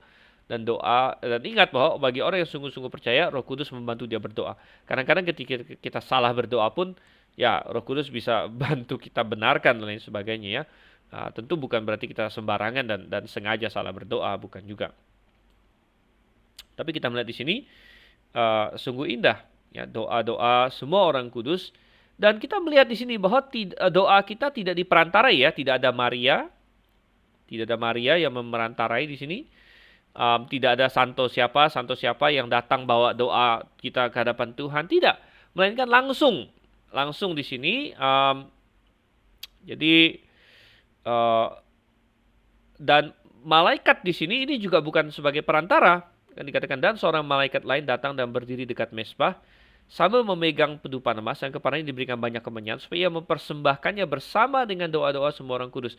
Jadi tugas si malaikat ini bukanlah menjadi perantara, karena tidak ada perantara. Jadi doa-doa ini langsung naik kepada Tuhan, tetapi si malaikat ini diberikan banyak kemenyan, katanya di sini ya, banyak kemenyan untuk menghiasi apa yang naik dari mesbah tersebut. Tapi doa kita langsung naik di sini, langsung naik sebagai bagaikan ya suatu wangi-wangian di sini, naik di hadapan tahta itu di sini ya. Tidak ada pakai perantara, jadi kita tidak melihat ada peran Maria, peran Santo Santa, atau peran yang semacam itu, tidak ada. Maka naiklah asap kemenyan itu dari tangan malaikat itu bersama dengan doa orang-orang kudus di hadapan Allah.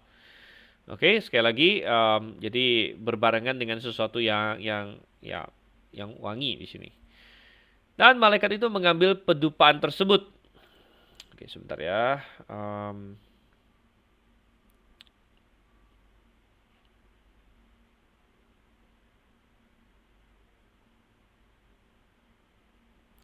Oke. Dan malaikat itu mengambil pedupaan tersebut dan mengisinya dengan api dari mesbah itu, lalu melemparkannya ke bumi. Dan terjadilah gemuruh dan guntur dan kilat dan gempa bumi. Oke, coba kita lihat beberapa ayat lain yang menggambarkan hal yang serupa. Ya, misalnya di Mazmur 141 ayat 2. Tadi kita bicara soal doa dengan ini kemenyan dan sebagainya. Ini sangat menarik, Mazmur yang sangat menarik. Biarlah doaku adalah bagimu seperti persembahan ukupan dan tanganku yang terangkat seperti persembahan korban pada waktu petang. Ya. Jadi Daud Daud bukan di sini. Siapa yang menulis ini ya? Kita tidak tahu. Oh, Daud benar ya, Mazmur Daud. Um, Dia berkata, dia berdoa, memohon, biarlah doaku adalah bagimu seperti persembahan ukupan. Let my prayer be set forth before thee as incense. Dan rupanya doanya Daud di sini benar-benar digenapi oleh Tuhan. Bahwa doa kita yang naik ke sorga itu wangi di hadapan Tuhan ya. Seperti persembahan ukupan. Kemudian kita bisa melihat lagi, ini ada hubungannya juga kalau kita membayangkan kemah suci. Dan kemah suci kan dibagi dua. Di dalamnya ruang maha suci di mana ada tabut perjanjian dan dibatasi tirai. Kemudian di sebelah agak luar adalah ruang suci. Dan di luar ruang suci itu apa? Kalau imam masuk ke ruang suci di kemah suci, dia akan lihat di sebelah kiri ada kandil. Jadi ada kandil dengan 7 kaki. Di sebelah kanan ada meja roti sajian. Dan persis di depan dia berhadapan dengan tabir. Jadi di belakang tabir itu kan dia nggak boleh masuk ya. Itu ada tabut perjanjian. Tapi di depan tabir itu ada mesbah ukupan. Nah, disitulah dia mempersembahkan persembahan ukupan. Dan persembahan ukupan di situ bagian wangi-wangian yang masuk ke dalam ruang maha suci. Ya, bau-bauan yang menyenangkan itu. Dan itu benar-benar melambangkan apa yang terjadi di sorga. Di mana di sorga dari mesbah di situ seorang malaikat dikasih kemenyan untuk mempersembahkan kemenyan untuk naik menjadi wangi-wangian mengiringi doa-doa orang percaya yang juga naik kepada Tuhan. Sini ya. Sekali lagi kita melihat peran malaikat yang cukup besar di sini. Kalau di dalam Alkitab ada 2 nama malaikat yang dikasih tahu kepada kita, malaikat yang bagus, yaitu Mikael dan Gabriel. Ya, tapi kalau di tradisi Yahudi ya, bukan di Alkitab, itu ada beberapa yang lain lagi, ada 4, yaitu ada Rafael, ada Uriel, ada Sarakiel, dan ada Raguel. Itu adalah 4 nama malaikat lainnya menurut tradisi Yahudi. Ya, tapi kalau Mikael dan Gabriel itu memang sudah ada dalam Alkitab sini ya. Dan apa hubungannya bahwa doa-doa ini naik ke hadapan Tuhan dengan peniupan sangkakala dan juga malaikat yang di ayat 5 mengambil pedupaan, mengisinya dengan api dari mesbah lalu melemparkannya ke bumi di sini. Dan hubungannya adalah bahwa ditiupnya sangkakala-sangkakala ini yang berarti penghakiman ke atas bumi dan juga berlanjutnya program Tuhan dan semakin dekatnya milenium, semakin dekatnya kedatangan Tuhan kembali, itu mengindikasikan bahwa itu semua adalah jawaban terhadap doa orang-orang percaya. Artinya orang-orang percaya di masa perjanjian baru ya dan segala zaman sebenarnya sudah sering berdoa agar Tuhan menjalankan keadilan, yang menghakimi bumi untuk datang segera, dan permintaan mereka di sini Tuhan dengar dan dia akan menghakimi bumi ya. Oke, kemudian Evan bertanya, mesbah yang di ayat 3 itu mesbah pedupaan ya Pak, bukan mesbah korban bakaran. Ya bisa jadi ya. Sepertinya itu kalau yang di pasal 6 mesbah apa isi itu, coba kita lihat. Ya.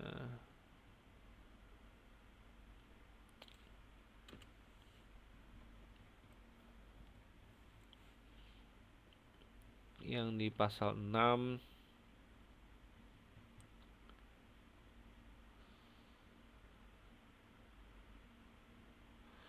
dan ketika ia membuka meterai kelima, aku melihat di bawah mesbah itu juga tidak disebut mesbah, hanya disebut mesbah saja. Mesbah Joshua yang telah dibunuh ya. Jadi indikasinya bahwa memang itu mesbah. Ya, saya lebih cenderung saat ini melihat bahwa itu mesbah bisa jadi mesbah, bisa jadi ya mesbah ukupan gitu. Atau jangan-jangan ini dua mesbah yang berbeda, tapi indikasinya ini satu mesbah di sini ya. Oke, bisa untuk dipelajari lagi di situ. Dan kita lihat lagi di sini ayat 6. Ayat 6, dan ketujuh malaikat yang mempunyai ketujuh sangkakala itu bersiap diri untuk meniup sangkakala ya. Sangkakala dari bahasa Ibrani salpinge. Ya, salpinge. Salpings di sini ya. Salpings dan ayat 7, dan malaikat pertama meniup sangkakalanya dan terjadilah es dan api bercampur dengan darah. Dan mereka dicampakkan ke atas bumi. Wow, es, api campur darah di sini ya. Anda bisa bayangkan hujan es plus hujan api. Wow, kalau hujan es saya rasa sudah sering. Kalau di negara musim ada musim 4 musim, ada musim dingin ya, ada salju, ada hujan es, tapi ini hujan es dan api. Wah, ini sangat sangat ini ya. Sangat luar biasa di sini. Es dan api campur darah lagi. Efeknya apa? Dan sepertiga dari pohon-pohon terbakar, juga semua rerumputan hijau terbakar. Ya, sepertiga dari pohon-pohon terbakar katanya. Karena hujan api ini dan semua rerumputan hijau terbakar. Wow. Dan ini kita terima secara literal. Ya, jadi kalau Anda membaca para penafsir, ada sebagian yang melihat ini secara alegoris. Mereka bikin tebak-tebakan sebenarnya kalau saya bilang. Mereka bilang, oh kalau rumput itu maksudnya adalah orang awam, ya, warga negara biasa atau orang Kristen awam. Ya, sedangkan pohon-pohon ini bicara mengenai pejabat-pejabat gitu. Jadi dia bicara mengenai di sini sepertiga pejabat habis atau raja-raja atau pangeran-pangeran gitu ya. Sementara yang rakyat jelatannya juga habis itu. Tapi kita tidak perlu ditafsirkan secara alegoris. Ya. Lagi pula kalau ditafsirkan secara alegoris jadi bingung juga ya. Kapan ini maksud? Jadi itu semua hasil imajinasi gitu. Nah, sedangkan kita terima secara literal, ya maka tidak usah imajinasi. Melainkan apa? Sepertiga pohon terbakar, yang benar itu pohon gitu. Pohon-pohon terbakar ya, dan Indonesia pasti kena juga ya. Karena Indonesia kan uh, habis setelah Brazil. Karena di Brazil ada hutan rainforest Amazon, salah satu yang paling besar di dunia. Tapi kemudian Indonesia juga banyak. Indonesia setelah Amazon ya.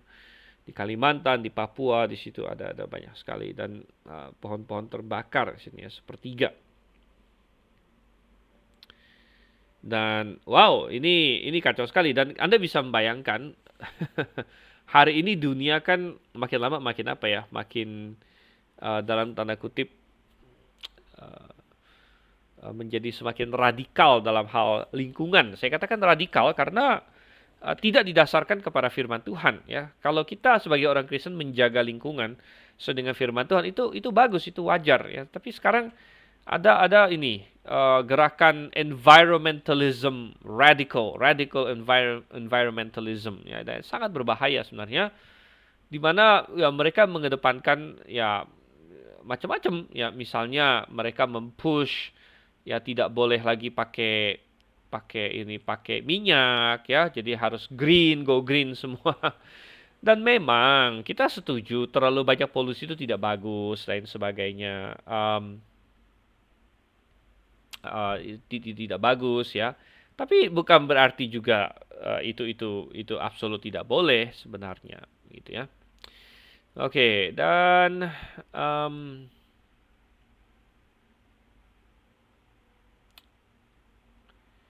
pertanyaan Pak Ori apa ini? Di TRI tidak ada kata hujan ya. Maksudnya di ayat 7 kali ya. Terjadilah es maksudnya ya. Oh, maksudnya dibandingkan dengan ini Indonesia ya kan ini hujan es di sini. Hujan es dan api dan bercampur darah. Ya, memang dalam bahasa Asia tidak ada kata hujan memang sebenarnya ya. Jadi egeneto kalaza ya, terjadilah ya kalaza itu ya es sebenarnya hailstone gitu ya. Jadi walaupun bisa-bisa saja sih mau diterjemahkan hujan es juga bisa ya. Bukan berarti salah ya. Tapi di sini es dan api bercampur dengan darah dan mereka dicampakkan ke atas bumi. Jadi jelas sih memang bahwa turun dari atas gitu. Jadi ada atau tidak ada kata hujan di sini jelas bahwa mereka turun dari langit atau dari sorga ke atas bumi gitu ya. Karena di sini dia langsung pakai kata kalaza ya, dan api bercampur dengan darah di sini ya. Oke, kita lihat lagi di sini ayat 8. Dan malaikat kedua meniup sangkakalanya dan sesuatu seperti gunung besar yang menyala-nyala oleh api ya, dilemparkan ke dalam laut dan sepertiga laut menjadi darah. Jadi pada sangkakala kedua ada penghakiman lainnya di sini atas bumi, sesuatu yang seperti gunung besar yang menyala-nyala. Ya, sesuatu yang seperti gunung besar yang menyala-nyala oleh api dilemparkan ke dalam laut. Gitu. Wow, apa ini? Jadi kalau dikatakan seperti gunung besar, berarti tidak harus literal gunung besar, tetapi seperti ini ya, ya seperti gunung besar begitu. Nah, apa itu seperti gunung besar? Apakah itu suatu asteroid? Bisa jadi asteroid itu kan kayak bongkahan batu gitu ya. Bongkahan batu dan ini yang sudah banyak diimajinasikan dan ditakutkan oleh orang dunia sekarang bahwa bumi akan dihantam asteroid lah dan lain sebagainya suatu hari. Dan bisa jadi ini Tuhan pakai asteroid atau sebagian menafsirkan ini gunung beneran, gunung berapi yang meledak ya, mungkin suatu super volcano mereka bilang ya. Super volcano ya jadi ada gunung berapi super yang meledak dan bagian atas dari gunungnya kayak terlempar begitu. Ya, ada yang menafsirkan seperti itu. Ada yang menafsirkan ini semacam asteroid, ya, asteroid yang menghantam laut. Ya. Teknisnya memang ya kita tidak diberitahu semua detail-detailnya, tapi kita dikasih tahu bahwa memang ada yang seperti ini dan dia kena ke laut dan sepertiga laut menjadi darah katanya di sini ya, sepertiga laut menjadi darah. Matilah sepertiga. Sekali lagi kita terima secara literal ya. Nah, kalau Anda tidak menerimanya secara literal, maka Anda akan bingung apa ini. Nah, gunung besar mulai dipikirkan. Gunung besar jangan-jangan apa ya maksudnya ya. Oh, maksudnya ini, itu, dan ini, dan itu. Oh, maksudnya kerajaan ini atau serangan ini. Wah, kita bilang. Berarti itu imajinasi semua. Dan ada 10 penafsir bisa 10 beda yang beda-beda lagi gitu. Ya, sesuatu seperti gunung besar yang menyala-nyala oleh api dilemparkan ke dalam laut. Sepertiga laut menjadi darah. Matilah sepertiga makhluk yang ada dalam laut. Nah, mengenai laut di sini ada beberapa penafsiran. Karena dalam bahasa aslinya itu singular. Dalam bentuk singular. Dan ada artikel di sini. Jadi the sea ya. Tes talases. Jadi dalam bentuk tunggal. Sedangkan kita tahu saat ini di bumi ada banyak laut. Jadi laut yang mana yang dimaksud? Jadi ada dua penafsiran. Yang pertama, bahwa ini mengacu ke laut Mediterania saja. Karena bagi orang Israel, karena ini kitab Wahyu kan ditulis di zaman itu fokus masih di daerah Palestina sana ya.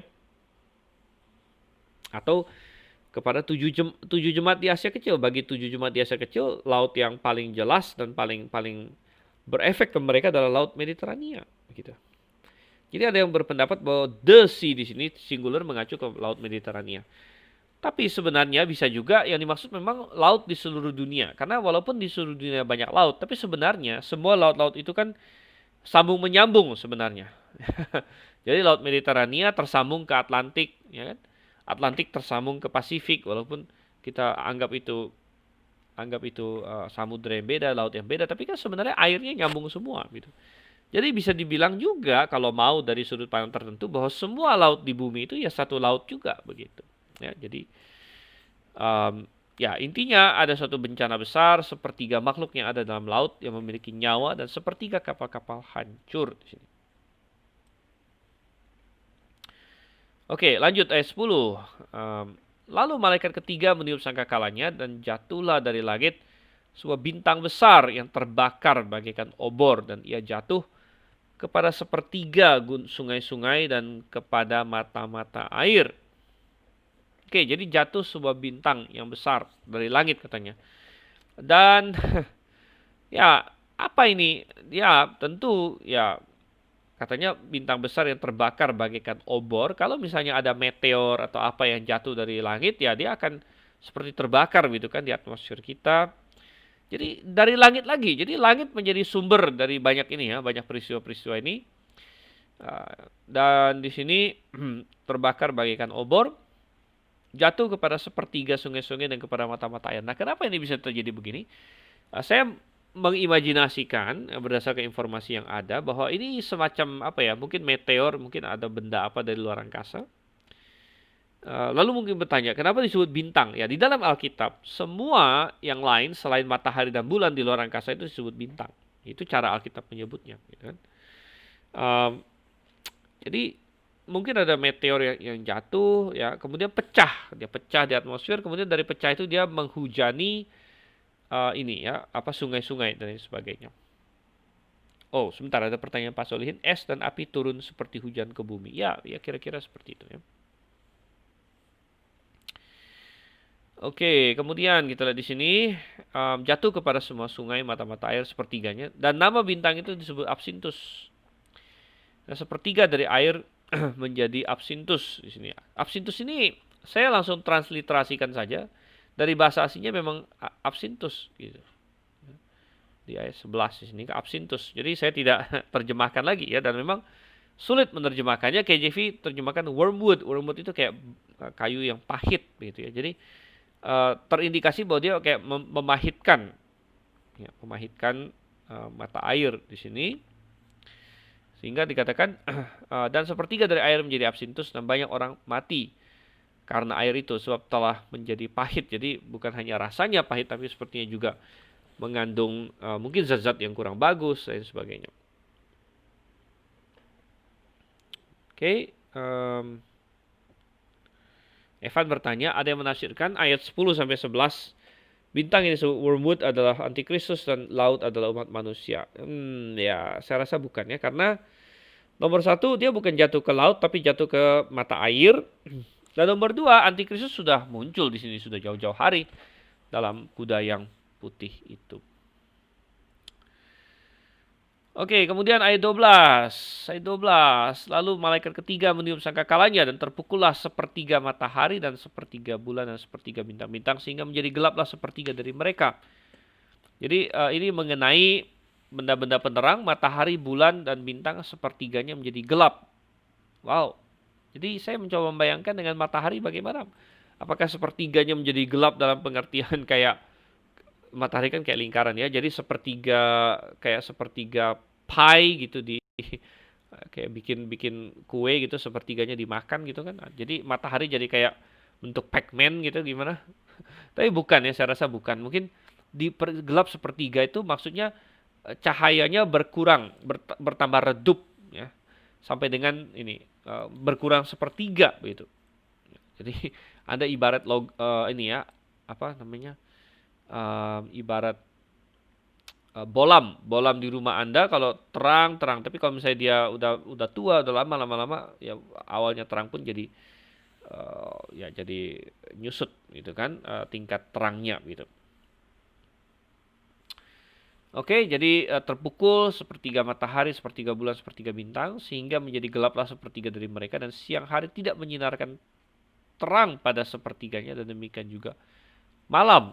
Nah, jadi terang baik di malam maupun pagi hari berkurang sepertiga di sini.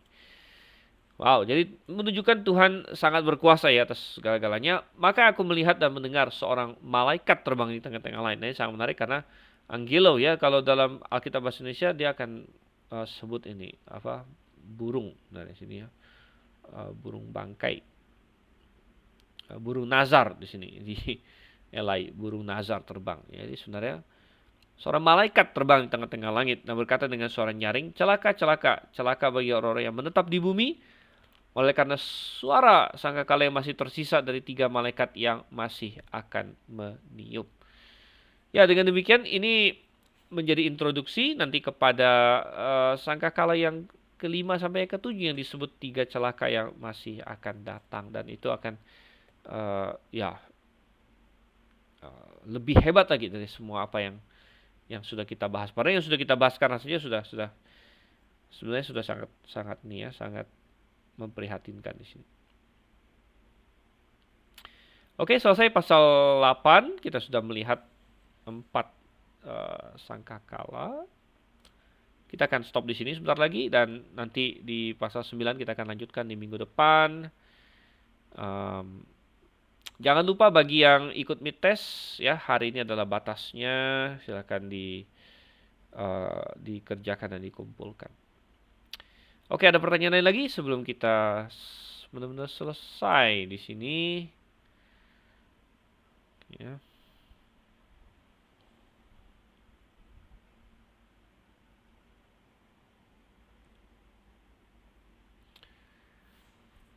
Oke, dan mahasiswa yang di GITS ya, saya rasa sudah selesai semua ya ujian kan? Ya. Ada apa yang belum dijawab? Oh, Evan, ada apa lagi tanya di sini ya? Oke, ada yang lengkap ya. Jikalau terjadi bencana sedahsyat itu yang menghancurkan 1/3 dari bumi, sulit membayangkan tidak terdapat korban jiwa maupun binatang dan hanya tumbuhan saja. Bagaimana menurut Bapak? Maksudnya yang mana nih? Yang sangkakala pertama ya? Di mana sepertiga apa? Sepertiga bukan bumi, sepertiga apa? Sepertiga pohon maksudnya. Ya, tentu kalau ada korban manusia itu sudah hampir pasti ya. Ya, misalnya di mana tadi itu? Ya, sepertiga dari pohon-pohon terbakar, semua rumputan hijau terbakar ya. Sudah pasti ini, sudah pasti apa? Korban jiwa sudah pasti ada. Nggak usah begini. Anda lihat saja kebakaran hutan yang terjadi di California sekarang. Ya, ya sekarang banyak di California. Itu saja sudah korban jiwa sudah berapa? Di awal tahun 2020 ada kebakaran besar di Australia. Ya, itu juga ada korban jiwa begitu. Jadi apalagi ini yang sampai dengan sepertiga, gitu kan? Dan tadi kita bicara mengenai ada apa gerakan environmental radikal dan mereka sepertinya menuhankan apa ya? Menuhankan pohon-pohonan kan go green kan. Dan saya jadi teringat waktu di kitab Keluaran, waktu Tuhan menjatuhkan tulah-tulah ke Mesir, itu tiap-tiap tulah itu sikat apa? Sikat dewa-dewinya Mesir begitu. Nah, kalau kita baca di kitab Wahyu bagaimana ya apa serangan demi serangan Tuhan. Yang pertama apa di sini? Pohon, ya, laut, mata air, kemudian matahari, bulan dan bintang. Jadi ini adalah apa ya? Ya, ini adalah ciptaan Tuhan semuanya, tapi yang disia-siakan oleh manusia yang tidak beriman, gitu kan? Di Roma sangat tegas sekali dikatakan orang-orang di Roma pasal 1 menukar kemuliaan Allah, menyembah ciptaan bukan menyembah ciptaannya. Jadi ya mereka menyembah pohon. Sekarang banyak orang menyembah pohon bahkan. Ya, Tuhan izinkan habis, gitu kan? Nanti ada yang nyembah apa lagi? Laut lah, apalah segala macamnya. Jadi oke, baik. Saya rasa itu cukup sampai di sini. Kalau tidak ada pertanyaan lain lagi, dan kita sudah maju lagi 2 pasal. Ya, dan minggu depan kita akan mulai pasal 9 dan seterusnya. Dan untuk minggu ini, kalau saya tidak salah, dari pemerintah itu yang saya dengar ya, nggak tahu benar nggak? Katanya Rabu, Kamis, Jumat di tanggal merah ya, kalau saya tidak salah ya. cuman minggu lalu saya ada bilang bahwa untuk kelas online kita yang eklesiologi, kita akan kita akan lanjut di hari Kamis malam. Ya, cuman untuk kelas yang ketemu fisik di GITS yang hari Kamis memang saya liburkan gitu ya. Tapi yang kelas malam kita sepertinya akan lanjut gitu ya, sepertinya akan lanjut. Oke, kita akan tutup dalam doa ya. Baik, mari kita berdoa. Terima kasih Tuhan untuk kasih setia pada kami, Kau yang kiranya pimpin dan sertai supaya kami dapat memahami firman-Mu dengan semakin baik lagi. Kau yang kiranya tolong Tuhan, bukan hanya kami memahaminya sekedar karena rasa ingin tahu atau secara akademik, tapi sungguh kami menaruhnya ke dalam hati kami sehingga kami bisa melakukan kehendak-Mu yang baik. Kami berdoa nama Yesus Kristus. Amin. Oke? Ya, sampai berjumpa. Selamat malam dan Maranatha.